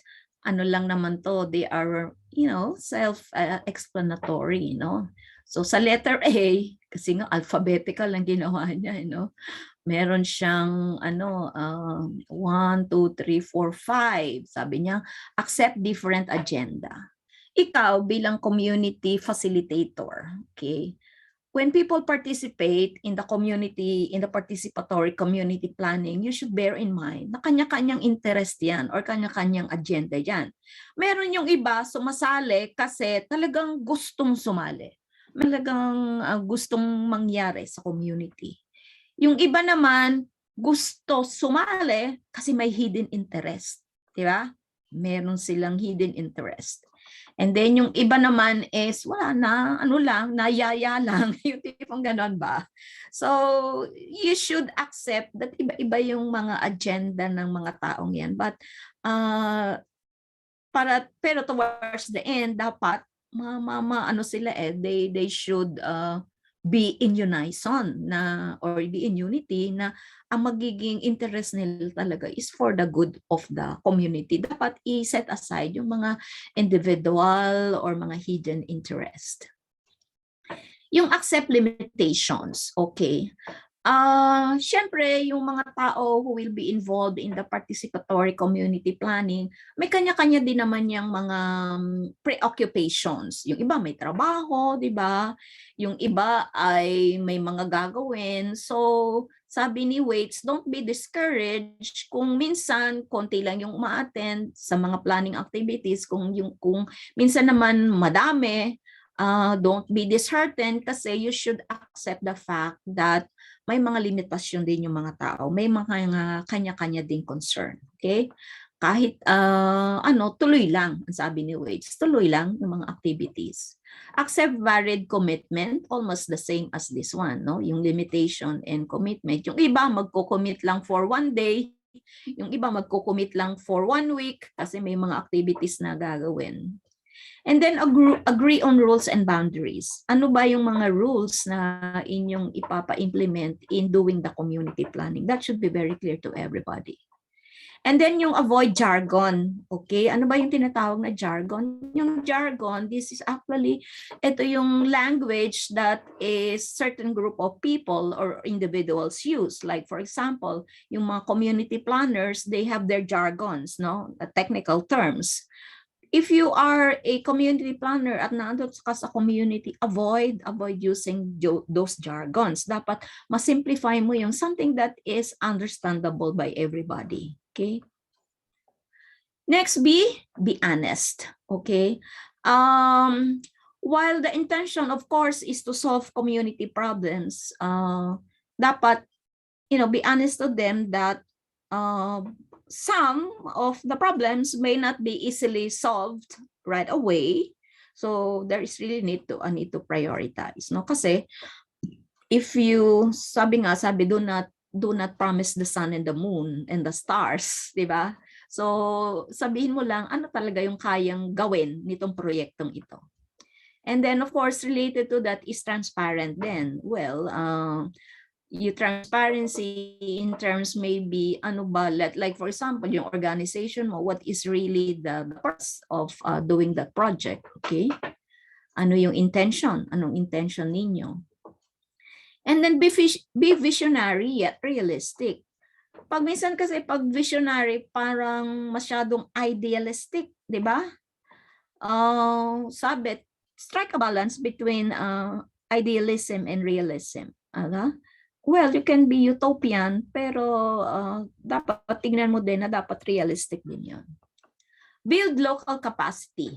Yon, napahalaga nung dapat in the community planning activities, madi-develop yung local capacity ng mga tao who will involved in the processes, in the community planning processes.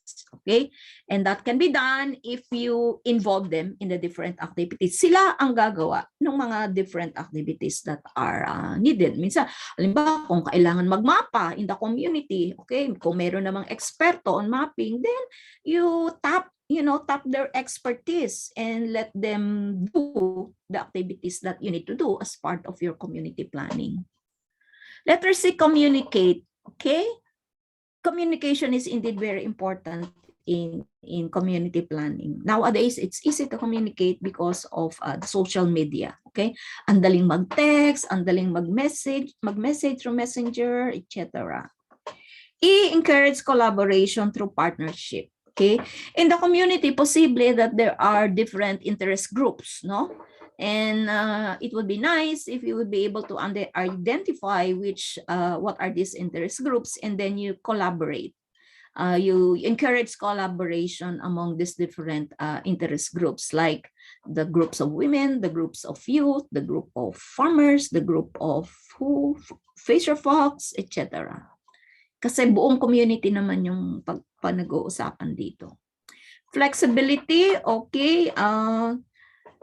Yung flexibility in terms of the processes, no? Like, well, you can be guided by different principles, but sometimes kailangan mo ding i-relax some of the principles depending on the situation.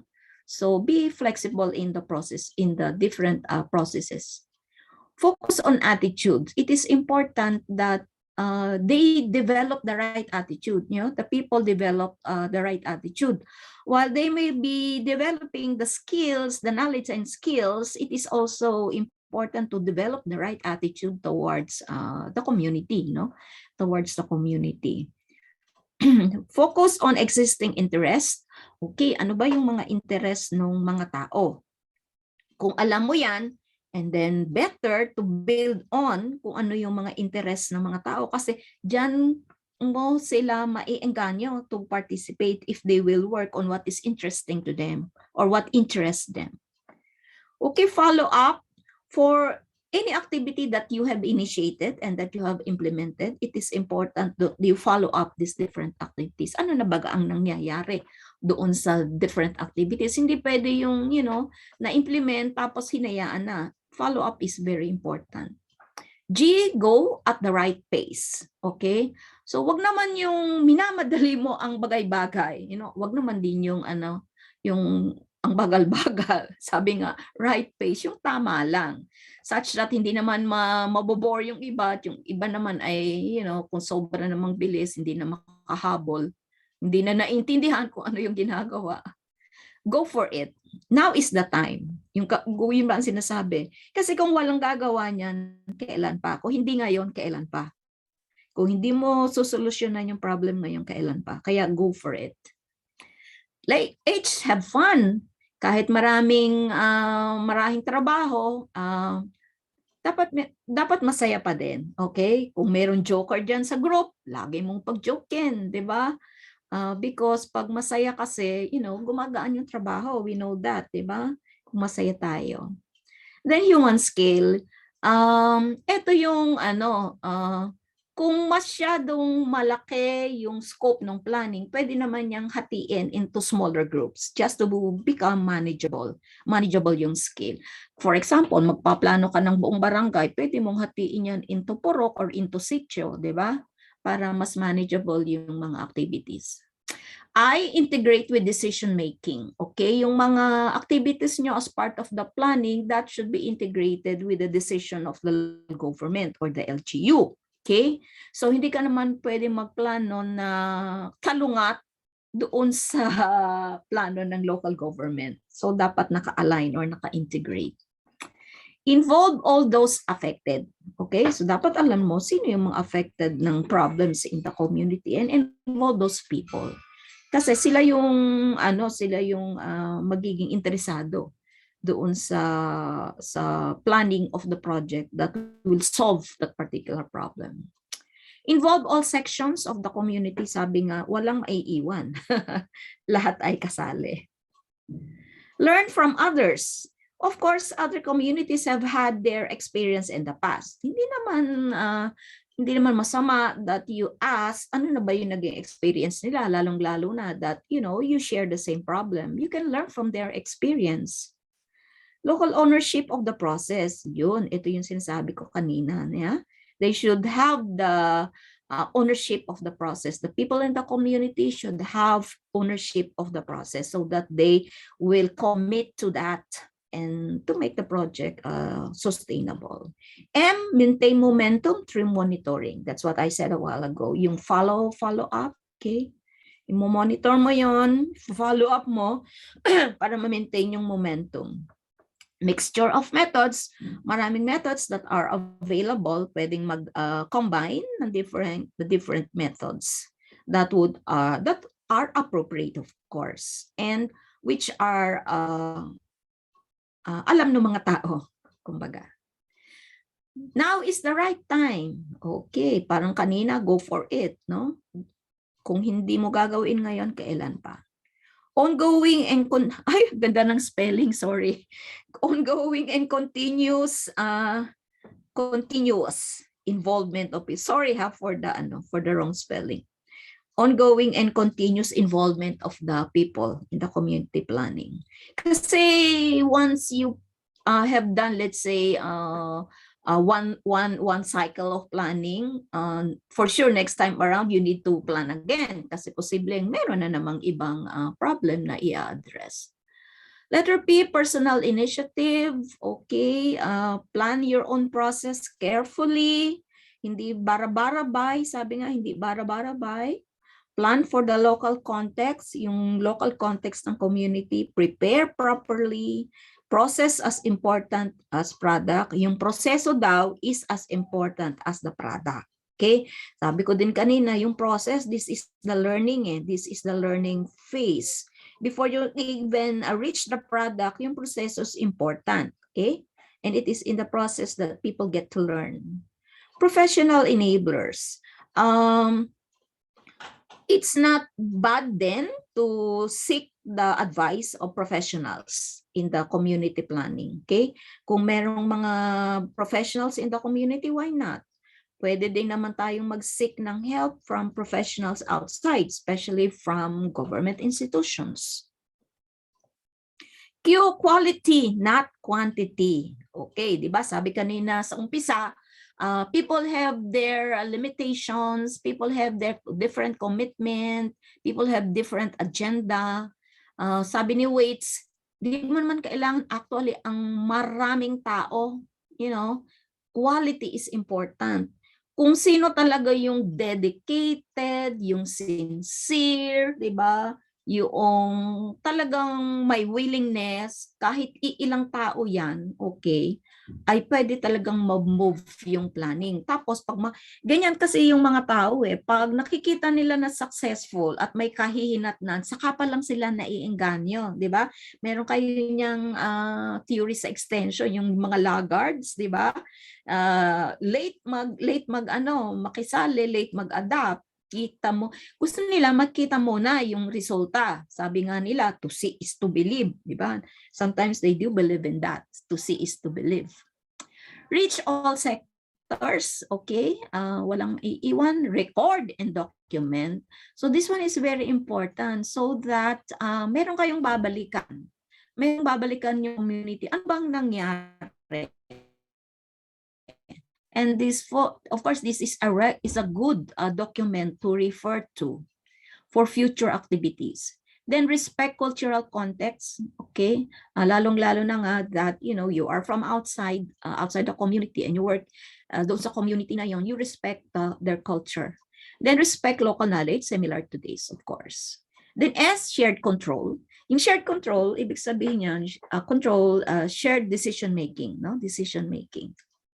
Special interest groups, sabi kanina, you can actually tap these different interest groups and you encourage them to collaborate among each other. Spend money. Spend money daw. Yun is kung may money. But just in case nga meron, you have budget for that, magpamerienda ka naman during meetings, ganyan, di ba? Like you can have, let's say, mga activities na kung saan, people, those who are, working can really enjoy din naman. Think on your feet, okay? Ibig sabihin nitong think on your feet is, ano ba yung practical? Although meron tayong mga sinusunod ng mga rules and regulations, ano yung practical and what is doable considering the condition of the community? Okay? Huwag kang matay up doon sa mga rules and regulations or mga guidelines na ganyan. Pwede namang, what is applicable to you. Train. It's important to train the people, like those who have not yet gone training about community planning, pwedeng mapatrain sila. You can invite resource persons, diba, in the community who can train them. Then trust in others' honesty, okay? Trusting is very important in community planning. You as a community development worker should trust the people so that you can also get the trust of the people. Letter U, use experts appropriately. Okay, mga eksperto diyan. If you need some expertise, you can tap them. Use facilitators. Ito yung facilitators, especially, in the different activities na kung saan, for example, may mga meetings, let's say many people are attending. And then, minsan yung ibang mga tao, I don't know if you have observed this, yung iba very vocal, di ba? They would try to dominate the discussion. And if you are not a good facilitator or your facilitator is not good at this, masyadong madiderail yung inyong discussion. So, use good facilitators. And then use local talent kung kailangan may mga talents na that you need, mag-scout ka in the community and try to tap them. Use outsiders but carefully. Yun. Pwede naman daw gumamit. Pwede mag-tap ng outsiders but sabi nga, carefully. Kung meron naman talents inside, why not use them? Or why not tap them? Letter V, visualize. Lalo na pag yung nagpipresent, visualize. Use graphics, maps, illustrations, drawings, models. Kasi mas maiintindihan yung kaysa yung blah blah. Just like today, Walk before you run. Simple. That means you start with simple things before you go to complex one. Sabi nga, ano ba yun? Small is beautiful. Parang ganon. Parang you try to plan for small things before you go to the complex ones. If you succeed in simple ones, then, try to dive into the more complex projects. Work on location. Kung may planning na gagawin, dapat mismo doon sa community. Huwag magplano doon sa hotel o sa beach. Di ba? Doon sa community mismo magplano because doon everything will be real in So yun yung mga principles, no? Ang haba ng principles ni Waits, pero I think they are very self-explanatory. Now let's go to the steps in planning. I think I'll be done around 3:30, okay?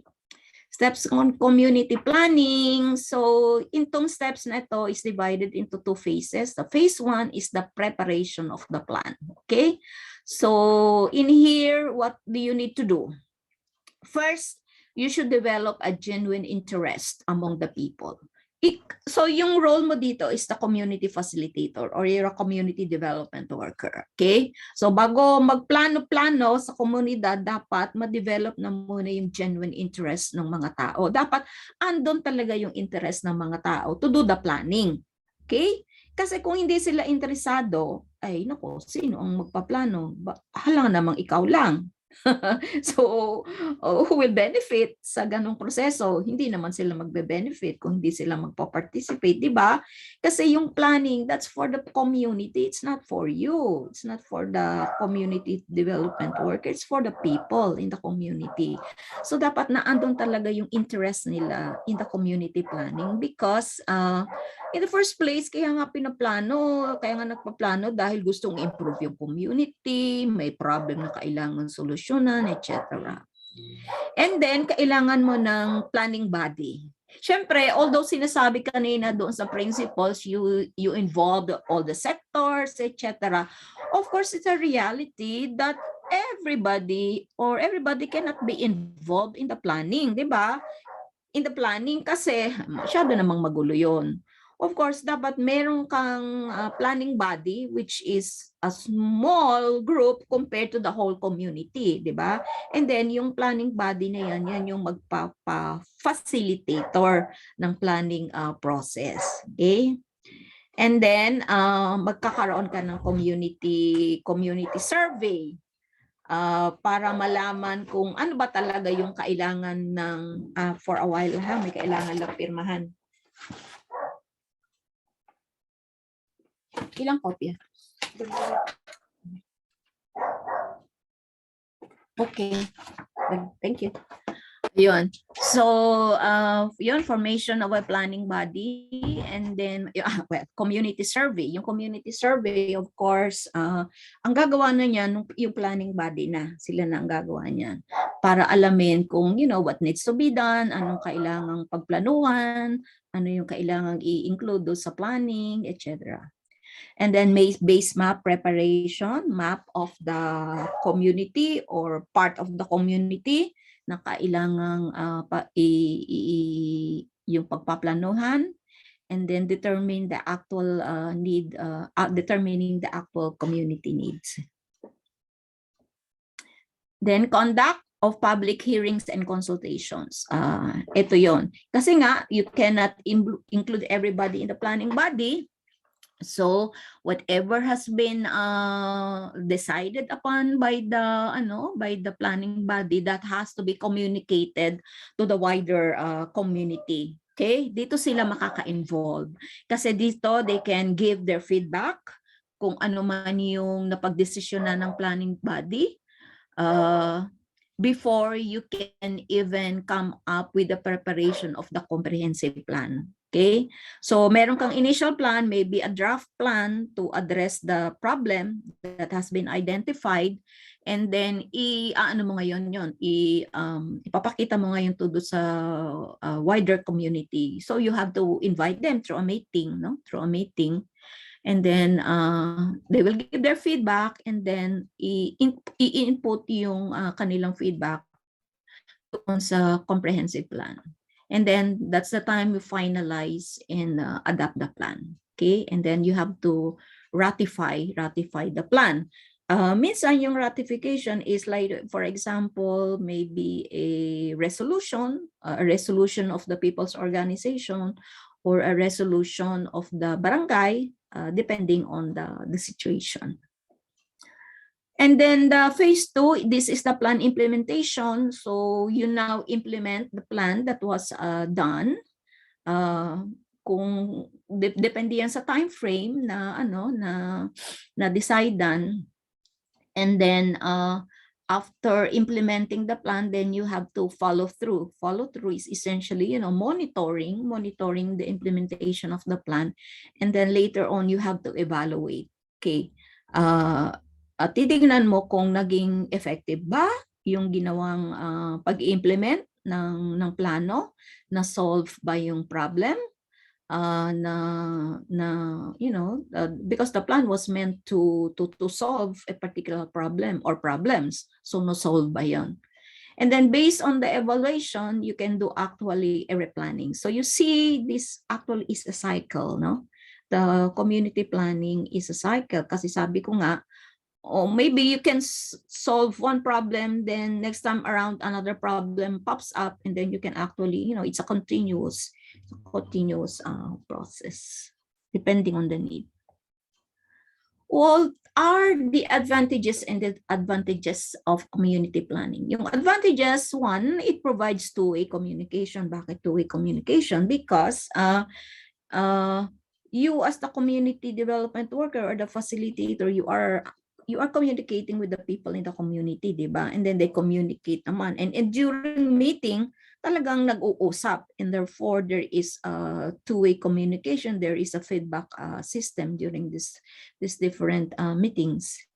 And then enhances public support and satisfaction. Kasi if you involve them, in the planning process, that's the time that you can get support, di ba?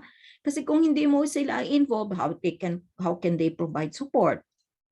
So and if they give support and they see that the good outputs of the planning, then there is satisfaction then they can get.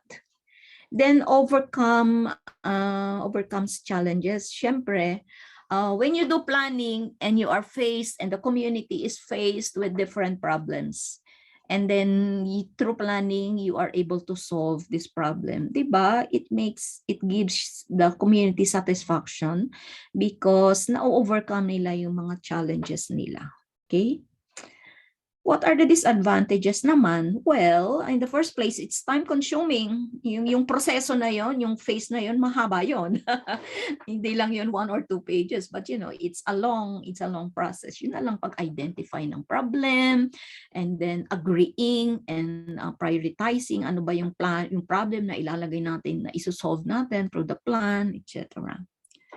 Well, it's also expensive because kailangan mo din naman ng resources yan. But as I said, if you involve a number of people, they can augment some of the resources that are needed, and therefore you can reduce some of the expenses.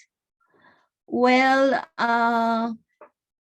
another disadvantage ay yung if it is a misdirected planning. Well, if you do the process naman correctly, I think this can't be ang advantage nga lang yan kung misdirected yung planning na gagawin mo.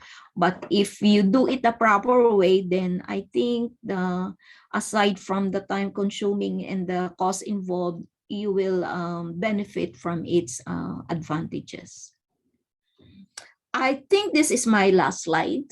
Okay, it's about 3 So as a community organizer or as a community planner, one has to have the following. Okay, one, you should have big eyes, okay, or open eyes. Okay, why do you need open eyes? For you to observe. Kasi in community organizing and in community planning, okay, as the facilitator, you do a lot of observing, okay? Observing the community, observing the people, observing processes, observing practices. A lot of observation that you have to do. So you have your open eyes, okay? And then you have to have your bright mind, okay? for thinking with you. Your mind will really help you in the thinking process that you need to do in these different activities. You have to have big ears. That is for listening with you. Okay? So that means you have to listen to what people say, what people tell you, what people feed to with what people feedback. Okay? You have to listen to all these things. You have to have big smiling mouth for communicating with you. I think in both community planning, community organizing and community planning, communication is a very important aspect. You should have a strong heart to feel with you. You should, feel the people. Sabi nga, you should sympathize with the people. Dapat feel mo din kung ano yung nafe-feel ng mga tao. Di ba? Kasi kung hindi mo ma-feel yung kanilang hirap, hindi mo ma-feel yung kanilang tawag dito, mga problema, parang mahirap din, hindi mahirap mo din parang igawin yung role mo, di ba? Dapat na andun mo kumbaga, feel mo din kung ano yung feel ng mga tao. And then you have big feet for walking with you. Okay, as community organizer and planner, you cannot stay in your office, but you really have to be there in the community and work with the people in the community. And then you have to have box full of tools to help you. Ano yung mga tools na yan? Yan yung mga knowledge mo, mga skills mo, okay? Yung mga capabilities mo that would help you to perform the roles of a community organizer or a community planner. So these are the references I used in this lecture. So I'm done, Rachel, with the lecture. Ayan, so maraming salamat po, Doc Dizon. Sobrang liglig, siksik at umaapaw ang kalaman po na i-share niyo, ma'am. Thank you so much po. To give keywords sa ating discussion ng community organizing and planning. So kailangan dito ang mga collaborations, involvement, participations, cooperation, integration, at the same time, ang attitudes ng ating community organizers, ang interest, samahan na natin ng passion at ang puso. Di ba po, ma'am? Yan. So, thank you so much po.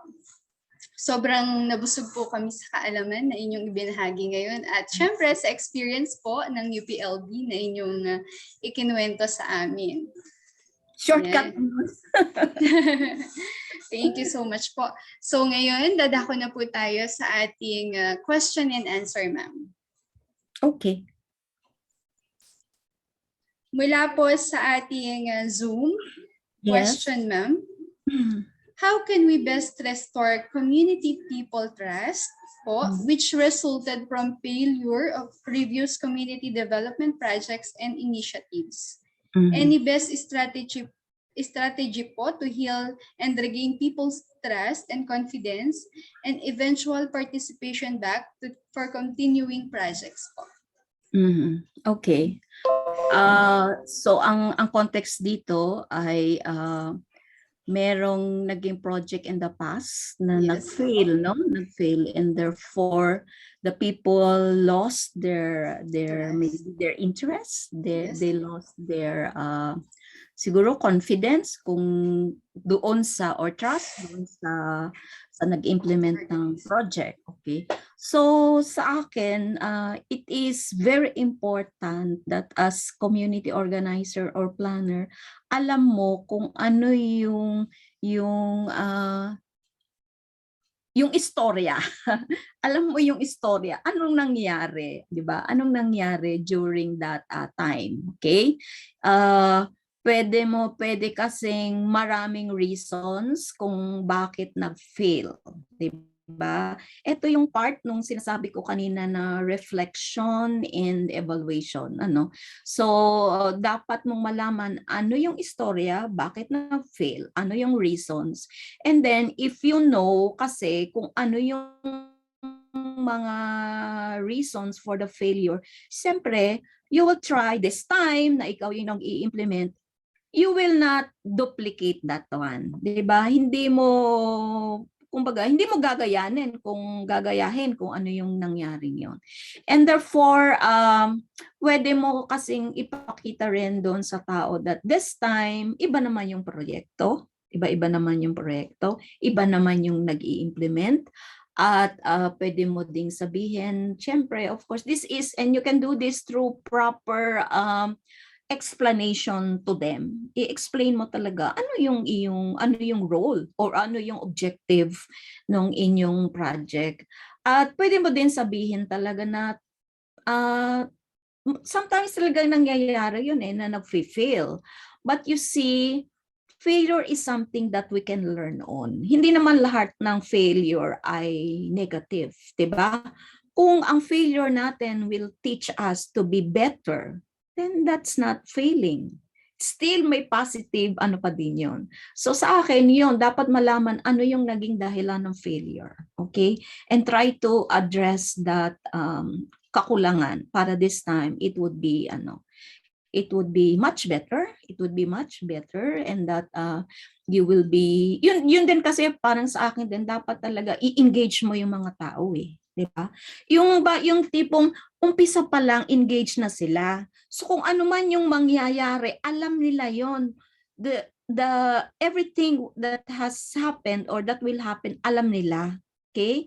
And therefore, hindi lang nila yan masisisi sa iyo bilang as community organizer, but they are part and parcel of the process.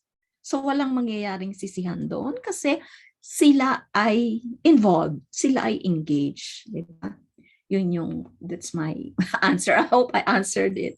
Ayan, so maraming salamat po. So siguro din po, dahil po ang mga organizer, kailangan din po siguro nilang mag-invest ng tiyaga para maging nila yung trust ng community, di ba po? Ayan, so thank you so much po. Importante kasi dyan yung tinatawag natin honesty, di ba? Magiging honest tayo sa community. Sabi nga kanina, do not promise them the sun and the moon and the stars, di ba? Kung hindi naman talaga kakayanin ng proyekto, kung ano lang talaga yung kayang i-offer ng project. Kasi kung magpa-promise ka nang hindi mo naman kaya, masisira yung trust nila sa iyo. Next time, di nila sila maniniwala, di ba? Yan, so tama naman po. So salamat po. Check po tayo ma'am ng ating mga questions. So far po, wala pa pong pumapasok ulit na questions. Parang sobra po silang na-satisfied na ma'am dun sa inyong discussions. Yan. Hopefully. Sobrang malinaw po sa kanila ang inyong ibinahagi na topic. Yeah. So i-acknowledge ko lang din po ma'am habang nag-aantay tayo ng konting questions pa. Ang ating mga taga-subaybay na mula sa OMSC, Morta Campus, CLSU, CPAC, IFSUDC, LSPU, and WSSU po. So maayong hapon sa inyong lahat. Thank you po sa pagsubaybay at sa mga extension coordinators and implementers natin na nananatiling nakasubaybay sa atin hanggang ngayong session na ito. Ayan. So, ma'am, wala na po tayong questions. Ayan. Parting word po ma'am para po sa ating mga participants. Okay. So, I hope that, I hope ano ba yung Tagalog? Sana po ay na nakapag-share ako sa inyo kung ano man yung merong kaalaman ako meron. And I hope that makakatulong ito sa inyo, sa inyong gawain bilang mga extension workers and as community development workers. And I'm indeed honored to be here with you at makapag-share sa inyo at makasama kayo this afternoon. Ayan, lubos din po nagpapasalamat ang Extension Services, ma'am, sa inyong pagpapaunlak at sa pagbibigay ng oras sa amin, ma'am. In spite po ng inyong hectic schedule, nandito kayo ngayon at nagbahagi ng inyong kaalaman. So, thank you so much po. Pero hindi pa po dyan natatapos. Hinihikayat po namin ang lahat na magbukas po ng kanilang camera para sa ating photo op po.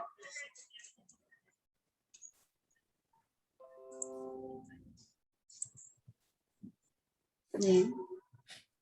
Para po makita ang ating mga kagandahan, pa-open po ng ating mga camera. Ninong, ikaw na po ang mag-shot. Okay po. At the count of 3 po, first slide po muna tayo. Yan. 1, 2, 3, smile. Okay po. Second slide po. Pa-open po ng mga camera niyo po. Okay. At the count of 3 po. 1, 2, 3, smile. Last slide po. Ayan. Pa-open po ng mga camera. Okay po. 1, 2, 3, smile. Yan. So, thank you po.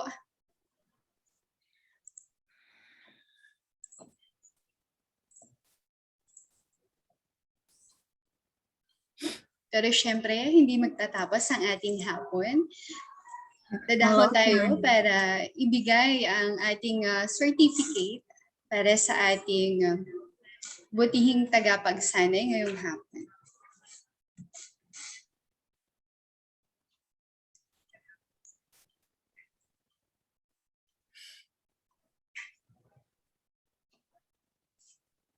Ayan, so babasahin ko po muna.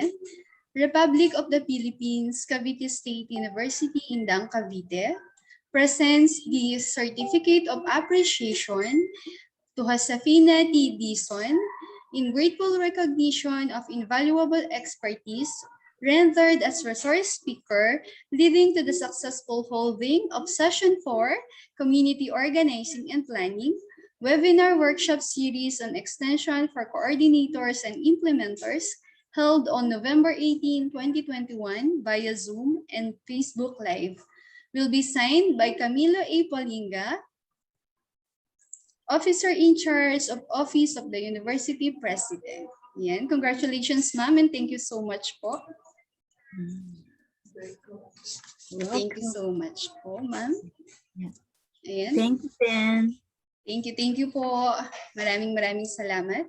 At ngayon, bago tayo matapos, inaanyayahan po ang lahat na subaybayang muli ang ating susunod na session na gaganapin sa December 2 na pangungunahan ni Sir Donald James Gawe, Executive Director ng Philippine National Volunteer Service Coordinating Agency. So, i-discuss po ang topic ng Gender in Extension and Advisory Services po. So, sa lahat po ng mga implementers at nakatutok ngayon, muli po, magsama-sama po tayo muli sa susunod na session. At para naman po sa ating evaluation link, nakapost po ang ating scan QR code. I-scan nyo lang po yan. Naka-open po ang ating evaluation link until tomorrow, 8 a.m. And after po nun, i-close na po natin. Magtatanggap lang po kami ng response until 8 a.m. tomorrow po. Once po na hindi sila nakapag-evaluate, hindi po kami makakapag-provide ng certificate po para sa inyo. Pa-double check na lang din po ng mga details nila na i-encode sa pag-fill up ng evaluation. Kasi doon po kami magbe-base ng gagawin naming i-certificate po sa inyo. Ganun din ang inyong email address.